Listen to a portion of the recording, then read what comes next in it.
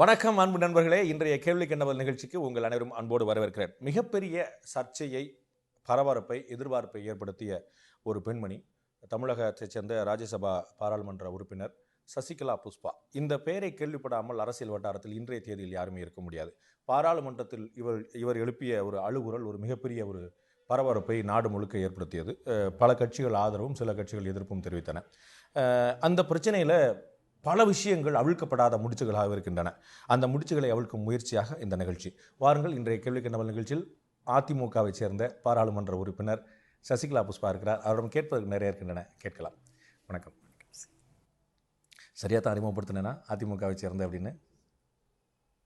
முன்னாள் அதிமுக உறுப்பினர்னு சொல்லியிருக்கணும். அதிமுகவில் இப்போ இல்லை,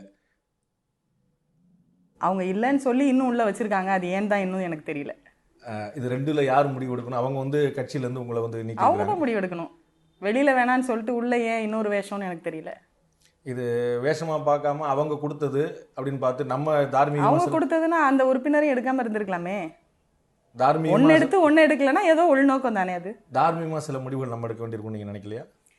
நம்ம முடிவுகள் நம்ம எடுத்துருவோம். பட் இது உங்களுக்கு பார்ட்டி ஹேஸ் டு சே இவங்களை நாங்கள் எடுத்துட்டோம் அப்படிங்கிறது. ஓகே, அது பாராளுமன்ற சபாநாயகர்கிட்ட கொடுக்கணும் அப்படின்னு. ஓகே, நான் முதல்ல இந்த இதில் நம்ம டீட்டெயிலாக நான் போகிறதுக்கு முன்னாடி உங்களை பற்றின ஒரு அறிமுகம். நிறைய பேருக்கு சில விஷயங்கள் தெரிஞ்சிருக்கும், சில விஷயங்கள் தெரியாமல் இருக்கும். சசிகலா புஷ்பா இன்னைக்கு எல்லா பிரபலங்களுக்கும், எல்லா அரசியல்வாதிகளுக்கும், அரசியல் அறிமுகமான எல்லாருக்குமே தெரிஞ்ச முகம். ஆனால் அரசியல்வாதிகளுக்கு தெரியறதுக்கு முன்னாடி இந்த சசிகலா புஷ்பா யார்? உங்களுடைய பின்னணி கொஞ்சம் சொல்ல முடியுமா சுருக்கமாக? எனக்கு அடையல் முதலூர் அப்படிங்கிற ஒரு கிராமத்தை சார்ந்த தூத்துக்குடி மாவட்டத்தில் பிறந்த ஒரு பெண். என்னோட அம்மா ஒரு ஆசிரியை, அப்பா எனக்கு ஒரு அண்ணன், அவர் ஒரு என்ஜினியர். எங்கள் ஃபேமிலி ஒரு மிடில் கிளாஸ், ஒரு கட்டுக்கோப்புடன் வளர்க்கப்பட்ட ஒரு குடும்பத்திலிருந்து வந்த பெண் நான். எனது கணவர் எனது அத்தையோட பையன். அவருக்கு திருமணமாகி நான் சென்ற ஊர் திருநெல்வேலி மாவட்டம். எனவே ராதாபுரத்திலும் அரசியல் செய்ய முடிந்தது, தூத்துக்குடியிலும் மாநகராட்சி மேயராக பணியாற்ற முடிந்தது. ஸ்கூலிங் எல்லாமே அங்கே இருக்கிற Holy Cross Girls Higher Secondary School அப்படிங்கிற கான்வெண்ட்டில் தான் என்னோடய படிப்பு முடித்து சென்ட் மேரிஸ் காலேஜ் அப்படிங்கிற கல்லூரியில் அங்கே கல்லூரி படிப்பை தொடங்கி பின்பு diploma in business administration southern cross university சிங்கப்பூரில் ஒரு 2 வருடம் என்னுடைய டிப்ளமோ படிப்பை முடித்துவிட்டு அதன் பிறகு ஐஏஎஸ் தேர்விற்காக எதிர்கொள்ள வேண்டும் என்பதற்காக அதற்கு தயார் செய்து திருமணத்திற்கு பின்பு ஒரு 4-5 வருடங்கள் அதற்காக என்னுடைய தயாரிப்பை எடுத்துக்கொண்டு அதில் டிஎன்பிஎஸ்சி குரூப் 1 லெவலில் 2nd லெவல் வரைக்கும் சென்று பின்பு பப்ளிக் அட்மினிஸ்ட்ரேஷனில் எம்ஏ முடிச்சுட்டு தென் பிஹெச்டி பப்ளிக் அட்மினிஸ்ட்ரேஷன் அதில் கம்ப்ளீட் பண்ணினது தான் என்னோடய கேரியரோட இது. எனக்கு ஒரு மகன் இருக்கிறார். உங்களுடைய அரசியல் பிரவேசத்துக்கு முன்னாடி நீங்கள் ஏதாவது லேடிஸ் ஹாஸ்டல் நடத்திட்டு இருந்தீங்களா? எனது பெயரிலேயே எனது சொந்த பில்டிங்கில் அண்ணா நகரில் இன்னும் நடந்து கொண்டு தான் இருக்கிறது. உங்களுடைய அரசியல் பிரவேசம் எங்கே ஆரம்பிச்சது? நீங்கள் மட்டும் ஒரு குடும்ப பெண்ணா, நீங்கள் வழக்கம் போல உங்களுடைய தொழில், உங்களுடைய வீடு, உங்களுடைய வாசல், கணவர், குழந்தை இருந்தீங்க. பொலிட்டிக்கல் என்ட்ரி எப்படி நடந்தது? பொலிட்டிக்கல் என்ட்ரி என்று பார்க்கும் பொழுது முதலமைச்சர் அவர்கள் கொள்கை பரப்பு செயலாளராக இருந்தபொழுது தூத்துக்குடி எல்லாம் வரும்பொழுது நான் சிறு வயதில் அவர்கள் பிரச்சாரத்தை எல்லாம் நான் பார்த்திருக்கிறேன். அப்பொழுது அவர்கள் மீது ஏற்பட்ட ஒரு ஈடுபாடு, அதன் காரணம் பேசிக்கலி எங்கள் ஃபேமிலி எல்லாமே காங்கிரஸ் பார்ட்டியில் உள்ளவங்க. பட் அவங்களுடைய அந்த மேலே இருந்த ஒரு ஈர்ப்பில் தான் நான் இந்த கட்சிக்கு நம்பி வந்தது. அதன் பிறகு 96 நான் இதில் உறுப்பினராக என்னை ஜாயின் பண்ணிக்கிட்டு டில் நவ் கண்டினியூயிங். 2002 சாத்தான்குளம் இடைத்தேர்தலில் நான் எனக்கு தேர்தல் வேட்பாளராகும் வாய்ப்பு வேண்டும் என்று கேட்டிருந்தேன். பட் அதுக்கு பின்பு நடந்ததில்லை. ஸோ 96 நீங்கள் அதிமுகவுடைய அடிப்படை உறுப்பினராக நீங்கள் நினச்சிக்கிறீங்க. 20 வருஷம் மொத்தமாக இன்றைக்கி உங்களுடைய பொலிட்டிக்கல் கேரியர். இதுக்குள்ளே நீங்கள் மகளிரணி செயலர் ஆகிட்டீங்க, பாராளுமன்ற உறுப்பினர் ஆகிட்டீங்க, மேயர் ஆகிட்டீங்க. இவ்வளோ விஷயங்களும் நடந்திருக்கு. அதிமுக தலைமை மீது ஒரு ஈர்ப்பு ஏற்பட்டு நான் கட்சியில் சேர்ந்தேன். எஸ்பெஷலி ஜெயலலிதா, எம்ஜிஆர் காலத்து லேடி கிடையாது நீங்கள். இவங்க கொள்கை பரப்பு செயலாளராக இருக்கும்போது அவங்களுடைய ஆட்டிடியூட், அவங்களுடைய கரிஷ்மா இது பார்த்து நீங்கள் ஈல்டாருன்னு சொல்லி சொன்னீங்க. இந்த லாயல்ட்டி எங்கேயாவது சந்தேகத்துக்குள்ளா இருக்கா? உங்களுடைய விசுவாசம், தலைமை மீதான விசுவாசம் எங்கேயாவது சந்தேகத்துக்குள்ளா இருந்ததா அதுக்கு முன்னாடி?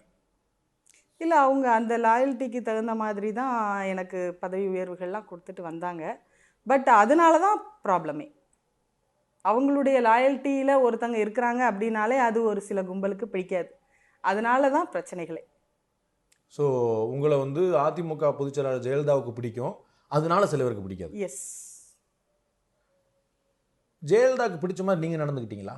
நிச்சயமாக. பார்லிமெண்ட்டில் பேசுகிற மாதிரியா?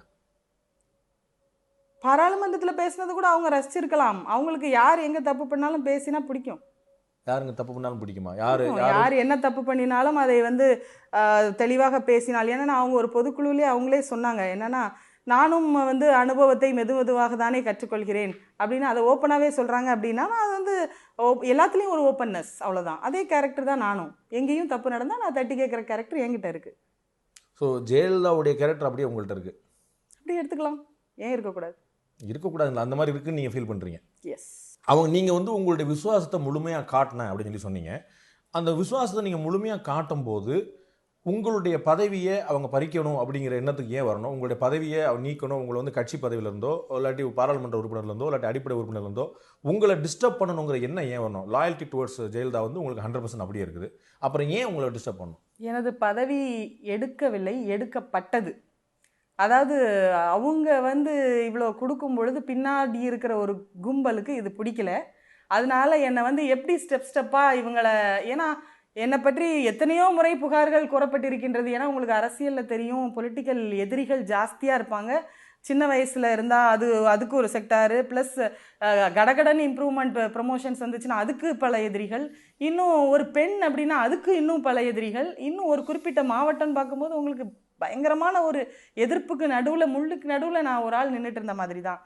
அப்படி இருக்கும் பொழுது உங்களுக்கு வந்து எல்லாருமே பொறாமப்பட்டு இவங்களை எப்படி நகர்த்தலாம் அப்படின்னு நினச்சி ஒரு கும்பல் இருக்கிறப்ப அவங்களே அதை வந்து ஒரு கட்டத்தில் வேறு வழியிலேன்னு யோசிக்கிற அளவுக்கு கொண்டு போய் நெருக்கடி கொடுக்கப்பட்டிருக்கும் என்று நான் நினைக்கிறேன்.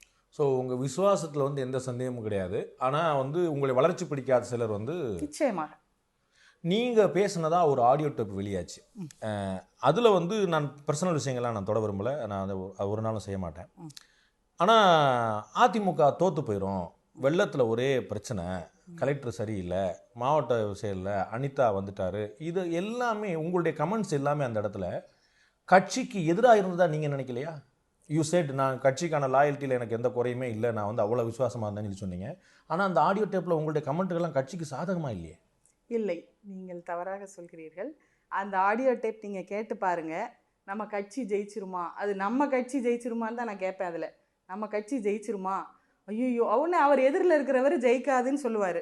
ஐயோ அப்படியா, அப்போ ஜெயிக்க வைக்கணுமே என்ன பண்ணலாம் அப்படின்னு கேட்பேன்.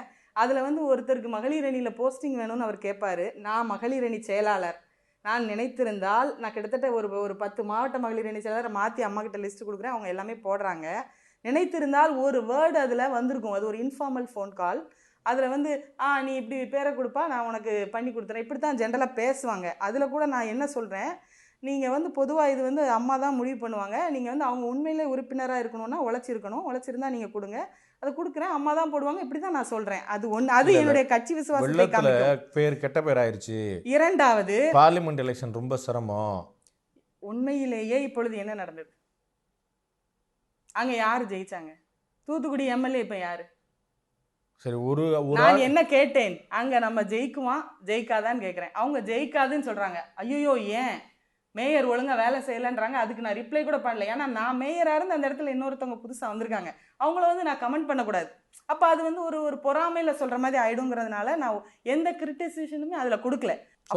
பேசும்போது நான் எந்த ஒரு கமெண்ட்டுமே அதில் கொடுக்கல. பேசும்போது ரொம்ப கவனமாக தான் பேசிட்டு இருந்திருக்கீங்க. கவனமாக பேசலைங்கிறது நான் இப்போ சொல்ல முடியாது. நீங்கள் டேப்லேயே வந்துருச்சுனாலே நான் அதை எப்படி நான் சொல்ல முடியும்? கவனமாக பேசினேன் ஏன் வெளியே வருது? அதிலும் பின்னால் இருக்கிறவர்கள் இருக்கிறார்கள். அது எடுக்கப்பட்டது, எப்படி எடுத்தாங்க, எப்படி வெளியே வரப்பட்ட, அதான் சொல்கிறேன்ல, அம்மா இதை சிந்திச்சு பார்த்தாங்கன்னா தெரியும். ஏன் எனக்கு மட்டும் இத்தனை எதிரிகள்? அம்மாவா? ஆமா, அது யாரு? அவங்க தான். அவங்க எல்லாரும் அம்மா அம்மா அம்மா அம்மான்னு சொல்லிக்கிறீங்கல்ல, எல்லாருமே அம்மா பார்ட்டினே தான் சொல்றாங்க. கிரிட்டிசிசனாவே நீங்க எடுத்துக்கோங்க. இல்ல அதான் மத்தவங்க சொன்னா வந்து புரிஞ்சுக்க முடியும், ஏடிஎம்கே காரங்க சொல்ல புரிஞ்சுக்க முடியும். நீங்க உங்க வாயில இருந்து வருதே அந்த வியப்புல தான் நான் கேக்குறேன். அவங்க சொல்றாங்கல்ல எல்லாரும், அவங்ககிட்டயே நீங்க கேட்டு பார்க்கலாம். எதுக்காக ஒரு குறிப்பிட்ட நபருடைய போன் கால் முதற்கொண்டு வெளியே வருது, அதுலயும் அவங்க தெரிஞ்சுக்கணும்ல. ஏன் இந்த பொண்ணுக்கு மட்டும் இவ்வளவு வருதுன்னு இவங்க முன்னாடி யோசிச்சாங்க. எனக்கு என்ன இன்டர்வியூ அவங்க பண்ணும்போது இவ்வளவு பெட்டிஷன் நீங்க ரெக்கார்ட் பண்ணிருக்க முடியாது. உங்க எதிரில பேசினவர் ரெக்கார்ட் பண்ணிருக்கணும். அவர் வந்து எந்த விசுவாசமா இல்ல. அதிகார பலத்தில் பின்னால் இருப்பவர்களால் இது எடுத்திருக்க முடியும் என்று நீங்க நினைச்சு பாருங்க. ரொம்ப சிம்பிளான விஷயம் நான் சொல்றேன். நானும் நீங்களும் பேசுறத நான் ரெக்கார்ட் பண்ணாதான் வேற யாரும் எடுக்கவே முடியும். நான் ரெக்கார்ட் பண்ணாம பேசி முடிச்ச பிறகு அதை யாரும் திருப்பி ரீவைண்ட் பண்ணி யாரும் ரெக்கார்ட் பண்ண முடியாது. ஸோ ஏற்கனவே நீங்க பேசின அந்த நபர் ரெக்கார்ட் பண்ணி வச்சிருந்திருக்கிறாரு, அது வெளியே வந்திருக்கு. அவர் சந்தோஷத்துல கொடுத்திருக்கலாம். இதை வந்து பார்ப்பவர்கள், தொலைவில் இருந்து பார்ப்பவர்கள் இதை நினைக்க முடியும். வேற நினைக்க முடியும். நீங்களும் அவரும் பேசினதை வேற யாரும். என்னுடைய 6 வயதிலிருந்து அவர் எனக்கு நண்பர், என்னுடன் பேசியவர். நிச்சயமாக அவர் வந்து எனக்கு இப்படி ஒரு துரோகத்தை நான் பேசியதை வெளியே விட வேண்டும் என்ற நோக்கில் யாரும் செய்திருக்க மாட்டார்கள். இது எடுக்கப்பட்டிருக்கிறது. நான் கேக்குறேன், ரெக்கார்ட் யார் பண்ணதுன்னு கேக்குறேன். இந்த பதிவு யார் பண்ணது? ஆடியோ ரெண்டு பேர் பேசுறது, ரெண்டே ஒண்ணு உங்க போனா இருக்கணும், இல்லாட்டி அவங்க போனா வந்து இன்பில்ட் ரெக்கார்டிங் இருக்குது. அதுதாங்க நான் சில போன்ஸ்ல இப்ப எல்லா கால்ஸுமே சில நேரங்கள்ல ரெக்கார்ட் ஆகும். நம்ம கன்சென்ட் அத வந்து வெளியே எடுத்தது யாரு? ஏன் எடுக்கணும்? என் போன்ல இது போல தொடர்ச்சியாக என் போன்ல ரெக்கார்ட் ஆன விஷயம் எடுக்கப்பட்டது. தொலைபேசி தொலைகிறது. நீங்க என்ன பண்ணுவீங்க? அவங்க என்ன பண்ண முடியும்? இதே மாதிரி என்னுடைய போட்டோஸ் வெளியே வந்திருக்கு, நான் குளிக்கிற மாதிரி வந்திருக்கு. என் ஃப்ரெண்டோட போனு காணாம போயிடுச்சு, அதுல இருந்து வருது. ஏன் எடுக்கிறாங்க? ஏன் என்னோடது மட்டும் எடுக்கப்படணும்? நீங்க அங்க யோசிச்சு பார்க்கணுங்க. இதெல்லாம் இந்த நேரத்துல ஏன் இந்த பொண்ணு மேலேயே வருதுன்னு அது அவங்க முதலமைச்சர் யோசிச்சு பார்க்கணும். அந்த ஆடியோ டேப் ரிலீஸ் ஆகி அதுக்கப்புறம் ரொம்ப நாள் கழிச்சு, கிட்டத்தட்ட 2 மாதங்களுக்கு பிறகுதான் மற்ற சர்ச்சைகள்லாம் உருவாகுது. 2-3 மாதங்களுக்கு பிறகு. அப்பயே நீங்க இந்த சந்தேகத்தை எழுப்பல? அப்பயே நீங்க முதலமைச்சரை பார்த்து எனக்கு எதிராக ஒரு சதி வேலை நடக்குது, எத்தனையோ முறை பார்க்க முயற்சி செய்தேன், எத்தனையோ முறை கடிதம் கொடுத்தேன். அவங்களுக்கு உள்ள ரீச் ஆகுதா ஆக்கப்படலையாங்கிறது எனக்கு தெரியல. ஒரு துணை ஜனாதிபதியை பார்க்கணும்னா கூட போய் நின்னோம்னா உடனே உள்ள அனுப்பிச்சிடுறாங்க, போய் பார்த்துடலாம், அவங்க கிட்ட பேசிடலாம். இவங்க கிட்ட வந்து ஒரு கட்சியில ஒரு முக்கிய பொறுப்புல இருக்கிறவங்க கூட பார்த்து எங்களுடைய நிலையை எடுத்து சொல்ல முடியாத நிலை அங்க இருக்கிறது. அது இன்னைக்கு காலையில தான் தெரிஞ்சது இல்லையா உங்களுக்கு? எத்தனையோ காலங்களாக நான் அதுக்கு கோவப்பட்டு விட்டே வந்திருக்கிறேன். அதுவும் அவங்களுக்கு தெரியப்படுத்தப்பட்டதா என்பது எனக்கு தெரியாது. நாங்க வந்து மகளிர் அணியில இப்படி ஒரு வேலை பண்ணணும்னு போய் ஒரு லெட்டர் கொடுக்க போவோம். எங்களை வந்து உள்ள அதை கன்வே பண்ண மாட்டாங்க. 1000 கொஸ்டின். நாங்க வந்து அவங்க பிஏக்கு சர்வெண்ட் கிடையாது. அவங்களுக்கு ஓகே நாங்க பணியாற்ற அவங்களுடைய ஒர்க்கிங் ஸ்டைல் வந்து தமிழக முதலமைச்சர் அதிமுக பொதுச்செயலாளருடைய ஒர்க்கிங் ஸ்டைல் வந்து உங்களுக்கு புதுசு கிடையாது. நீங்க சொன்ன 96ல இருந்து அவங்கள பார்த்துட்டு இருக்கீங்க. 96ல அவங்க ஒரு முறை முதலமைச்சராக இருந்து முடிச்சுட்டாங்க. ஸோ அன்னையிலேருந்து நீங்க பார்த்துட்டு இருக்கிறீங்க. திடீர்னு வந்து என்ன அக்சசிபிளே இல்லை அப்படின்னு சொல்லி புதுசா நீங்க புகார் சொல்றீங்க. அவங்க எப்பயுமே ஒரு லிமிடெட் அக்சஸ் தான் வச்சிருக்காங்க. எப்ப பார்க்கணும், அவங்க விரும்பினா தான் பார்க்க முடியுங்கிறது எல்லாரையும் அப்படி எடுத்துக்க முடியாது இல்லைங்க. உங்களுக்கு தலைமை கழக நிர்வாகி எத்தனை பேருங்க? அவங்கள கூட பார்க்க முடியாம என்னங்க அப்படி ஒரு கட்சி நடத்த முடியும்? இல்லைங்க, கட்சி நடத்த முடியாமலே போட்டோம், அவங்களுக்கு வந்து பிரச்சனை இல்லை. அது நான் கேட்குறேன், இந்த முதலமைச்சருடைய செயல்படக்கூடிய விதம் புதிதான்னு கேட்குறேன். உங்களுக்கு திடீர்னு என்னங்க நான் போய் ட்ரை பண்ணுறேன். ஆமாங்க, முன்னாடி எதிர்கட்சியாக இருக்கும்போதெல்லாம் எங்களை பார்த்து பேசிட்டு தான் இருப்பாங்க அவங்க. ஏன்னா நான் வெளிநாடு போயிட்டு வந்தப்போ என்கிட்ட ஒரு 1/2 மணி நேரம் உட்காந்து எங்ககிட்டலாம் பேச தான் செஞ்சாங்க. இப்போ ஆட்சி கையில் வந்தோடனே அப்போ கட்சிக்கு உழைச்சவங்க கட்சிக்காரங்களாம் அப்போ தூர போயிடணுமானாங்களா? பார்க்க முடியாமல் போயிட முடியுமா? இதுக்கு முன்னாடி 1/2 மணி நேரம் 3/4 மணி நேரம் எங்கள் கூட செலவு செய்த முதலமைச்சர். நாங்கள் உழைச்சி கட்சிக்காரங்களாம் உழைச்சி தானே நீங்கள் முதலமைச்சராக வரீங்க. ஆன உடனே நாங்கள் மீட் பண்ண நாங்கள் கட்சி விஷயமா கேட்டால் எங்களுக்கு டைம் கொடுக்க முடியாதுன்னா அப்புறம் அது எப்படி அக்செப்ட் பண்ணிக்க முடியும்? நீங்கள் எல்லாம் உழைச்சி அவங்க முதலமைச்சர் ஆனாங்களா? அவங்கெல்லாம் வந்து முயற்சி பண்ணி நீங்கள் மேயர் ஆனீங்களா? எந்த அரசியல் கட்சி தலைவராக இருந்தாலும் தொண்டர்கள் இல்லாமல் தலைமை இல்லை. அதற்காக தொண்டர்கள் தானும் நான் சொல்லிட முடியாது. ரெண்டுமே இருக்குது, ரெண்டுமே 50-50 இருக்குது. அதில் நாங்கள் உழைக்காம வந்து ஜெயிச்சிடவும் முடியாது, அவங்க ஒரு ஆள்னால தான் இல்லாமல் நாங்கள் தான் பண்ணணும்னு சொல்ல முடியாதுங்க. 50-50 சான்சஸ்.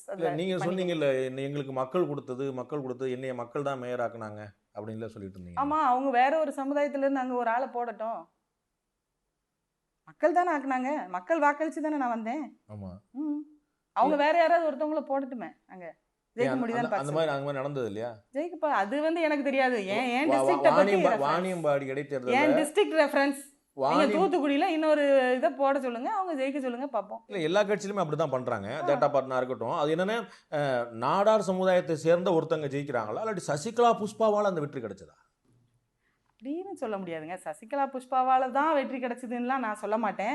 அதுக்காக சசிகலா புஷ்பாவோ நாடார் சமுதாயமோ இல்லாம வெற்றி வந்துடவும் முடியாது. சசிகலா புஷ்பா இல்லாம தூத்துக்குடியில வெற்றி கிடைக்காது அதிமுகவுக்கு. நாடார் சமுதாயம் இல்லாம எல்லாத்துக்கும் ஒரு பெர்சன்டேஜ் ஆஃப் வெயிட்டேஜ் இருக்கு சார். எல்லாமே ஒரு வெயிட்டேஜ் இருக்கு. என் தாயார் வந்து ஒரு ஆசிரியர். இன்னைக்கு என்னை விட என் தாயார் அங்க சிறந்த சேவையாற்றி பேர் வாங்கின ஆளு. அவங்களுக்காக ஒரு 20% ஓட்டு அங்க விழுந்தது. நீங்க ரிப்போர்ட் எடுத்து பார்க்க சொல்லுங்க. சசிகலா என்னை விட அவருக்கு சசிகலா face புஷ்பாவோட value வெயிட்டேஜ் என்ன நான் கேட்கிறேன். சார் நான் 0வா கூட இருக்கலாம் சார், அது ஒண்ணும் இல்ல. என்னோட வெயிட்டேஜ் வந்து நான் பேசவே மாட்டேன் ஒரு நீங்க நாள். பேசுனீங்க. நான் நீங்க அப்படி கிடையாது. இதே இடத்துல நீங்க பேசுறீங்க. பணியாற்றுகின்ற விதத்தில் இதே இடத்துல சார், மக்கள் என்னை ஒரு இடத்துல மேயராக்குறாங்க. சார் நீங்க வந்து ஜெனரலா ஒரு வாதம் வைக்கிறீங்க. ஒரு ஒரு ஒரு இடத்துல வெற்றி என்பது ஒன்லி முதலமைச்சரால் மட்டும்தானா, இல்லை அந்த சமுதாயமா, இல்லை அந்த கேண்டிடேட்டான்னு பார்க்கும்பொழுது என்னை பொறுத்தவரை 50% அந்த கட்சி, 50%ல உங்களுக்கு 5% எல்லாமே கவர் ஆகும். கேண்டிடேட் 5% வருவாங்க, ஒரு ஒரு 25-30% அந்த சமுதாயம் வரும், ஒரு 10% ஒர்க் ஃபோர்ஸ் வரும். எல்லாமே இட் இஸ் உங்களுடைய வாதத்தின்படியே 50% வந்து அந்த கட்சி. அதிமுக பொறுத்தளவு கட்சின்னா அது ஒரு ஆள் தான் அப்படிங்கிறது ஊருக்கே தெரிஞ்ச விஷயம். அப்படி எடுத்துக்க முடியாது, எடுத்துக்க கூடாது. ஜனநாயகத்துக்கு அழகு இல்லைன்னு சொல்ல போறீங்க. எஸ், திடீர்னு ஜனநாயகம் ஆட்டோகிராசியை நான் 2000 ஏத்துக்க மாட்டேன் சார். நம்ம ஜனநாயக நாட்டுல இருக்கோம். 2016ல வந்து திடீர்னு நீங்க வந்து சசிகலா புஷ்பா வந்து ஜனநாயகம் பற்றி நாட்டுக்கு பாடம் எடுத்துறாங்க பாருங்க. எப்பவும் யாரும் பாடம் எடுக்கலாமே, அதுல என்ன இருக்கு? நான் டீச்சர் தானே பேசிக்கலி. உங்களுக்கு உங்களுடைய பதவிக்கு ஒரு பிரச்சனை வந்த உடனே பாடம் எடுத்தாருவீங்க. அது யாரு பதவிக்கு பிரச்சனை வந்தாலும் வந்துடக்கூடாதுங்கிறதுக்காக டீச்சர் எப்பயும் சொல்லிட்டு இருக்காங்க. தப்ப உணர்த்துறதா ஆசிரியரோட வேலை. அது ஒண்ணும் தப்பு இல்ல, வயசு குறையா இருக்கலாம், தப்பு யார் பண்ணாலும் சொல்லி காமிக்கிறது. டீச்சருக்கு ப்ரொமோஷன் வந்த போதெல்லாம் ஜனநாயகம் பத்தி பேசவே இல்லையே. ப்ரொமோஷன் வந்தப்ப வந்து எனக்கு ப்ரொமோஷனே வேண்டாம் தான் அவங்ககிட்ட சொன்னேன். அங்கேயும் நான் அவங்களுக்கு பாடம் தானே எடுத்தேன். என்னை கூப்பிட்டு நீ மகளிரணி செயலாளராக பணியாற்றி என்ற போது ஜெயலலிதாக்கு சசிகலா புஷ்பா பாடம் நடத்தினார். இத நீங்க பாடமும் என்னவோங்க, நீங்க வந்து சிவபெருமானுக்கே முருகர் பாடம் எடுத்திருக்காரு, பிள்ளையார் பாடம் எடுத்திருக்காருன்னு சொல்றாங்க. அதை வந்து அவங்க வந்து என்னை கூப்பிட்டு ஒரு போஸ்டிங் கொடுத்தாங்கன்னா நான் எல்லாமே அப்படின்னு சந்தோஷமா ஏத்துக்கலையே. நீங்க அவங்ககிட்ட இதை பார்த்தாங்கன்னா அவங்களுக்கு தெரியும். எனக்கு வேண்டாங்க, எனக்கு வயசு கம்மி, நான் ஜூனியர், எத்தனையோ கட்சிக்காக உழைத்தவர்கள் இருக்கிறார்கள், அவர்களுக்கு கொடுக்கலாமே என்று நான் அவரிடம் கூறினேன். இது கூறுற தைரியம் உங்களுக்கு யாருக்கு இருக்கு அண்ணா திமுக? சொல்லுங்க பாப்போம். நான் சொன்னேன், இதை வந்து ஒரு ரூமுக்குள்ள நடந்தது, அம்மா இதை பார்த்தாங்கன்னா அவங்களுக்கு தெரியும். ஒரு காஃபி சாப்பிடலாம் கேட்டா இல்ல வேண்டாம் இருக்கட்டும் ஃபார்மாலிட்டி சொல்றதுதான், சொல்லும் போதே கை நீட்டிடுவோம்ல. ஃபார்மாலிட்டி அப்படிங்கிறதுக்கெல்லாம் பேசணும்னு அவசியம் எனக்கு இல்லை. இல்ல அவங்கள்ட்ட வந்து வாங்க மாட்டேங்கறதுல நீங்க உங்களுக்கு மகளிரணி செயலாளர் பதவி எதுக்கு கூப்பிடுறாங்கன்னு தெரியாது இல்லைங்க. கூப்பிடும் போது அவங்க இந்த விஷயத்துக்குன்னு சொன்னா நம்ம வந்து தெரியாது. அவங்க சும்மா கூப்பிட்டு திடீர்னு ஒரு விஷயத்தை தானே சொல்றாங்கல்ல. அப்ப ஏற்க மாட்டேன்ட்டு போலாம்ல. அவன் வேண்டான்னு சொன்னா இதை நீதான் செய்ய முடியும் என்று நான் நம்புகிறேன் அப்படின்னு கட்டாயப்படுத்தும் போது நீங்க என்ன பண்ணுவீங்க? நீங்க வந்து மகளிரின் செயலர் ஆகணும்னு சொல்லிட்டு உங்களை கம்பல் பண்ணி அந்த போஸ்ட் கொடுத்துட்டாங்க. ஆமா, அவ்வளவு பெரிய சுமையை நீங்க ஏத்துக்கிட்டீங்க. எத்தனை மாசத்துக்கு ஆள் போடாம வச்சிருந்தாங்க கோகுலேந்திராவை எடுத்ததுக்கு அப்புறம்? கொடுக்கறவங்களை தான் எடுக்க முடியும். கொடுக்கறது கொடுக்கற வரைக்கும் அவங்களோடது, அதுக்கப்புறம் எடுக்கிறதா இல்லைன்னு ஒரு கட்சி. இந்த கட்சியில அவர்கள் எங்களை மாதிரி ஒரு பொதுச் செயலாளராக நியமிக்கப்பட்டிருக்கிறார்.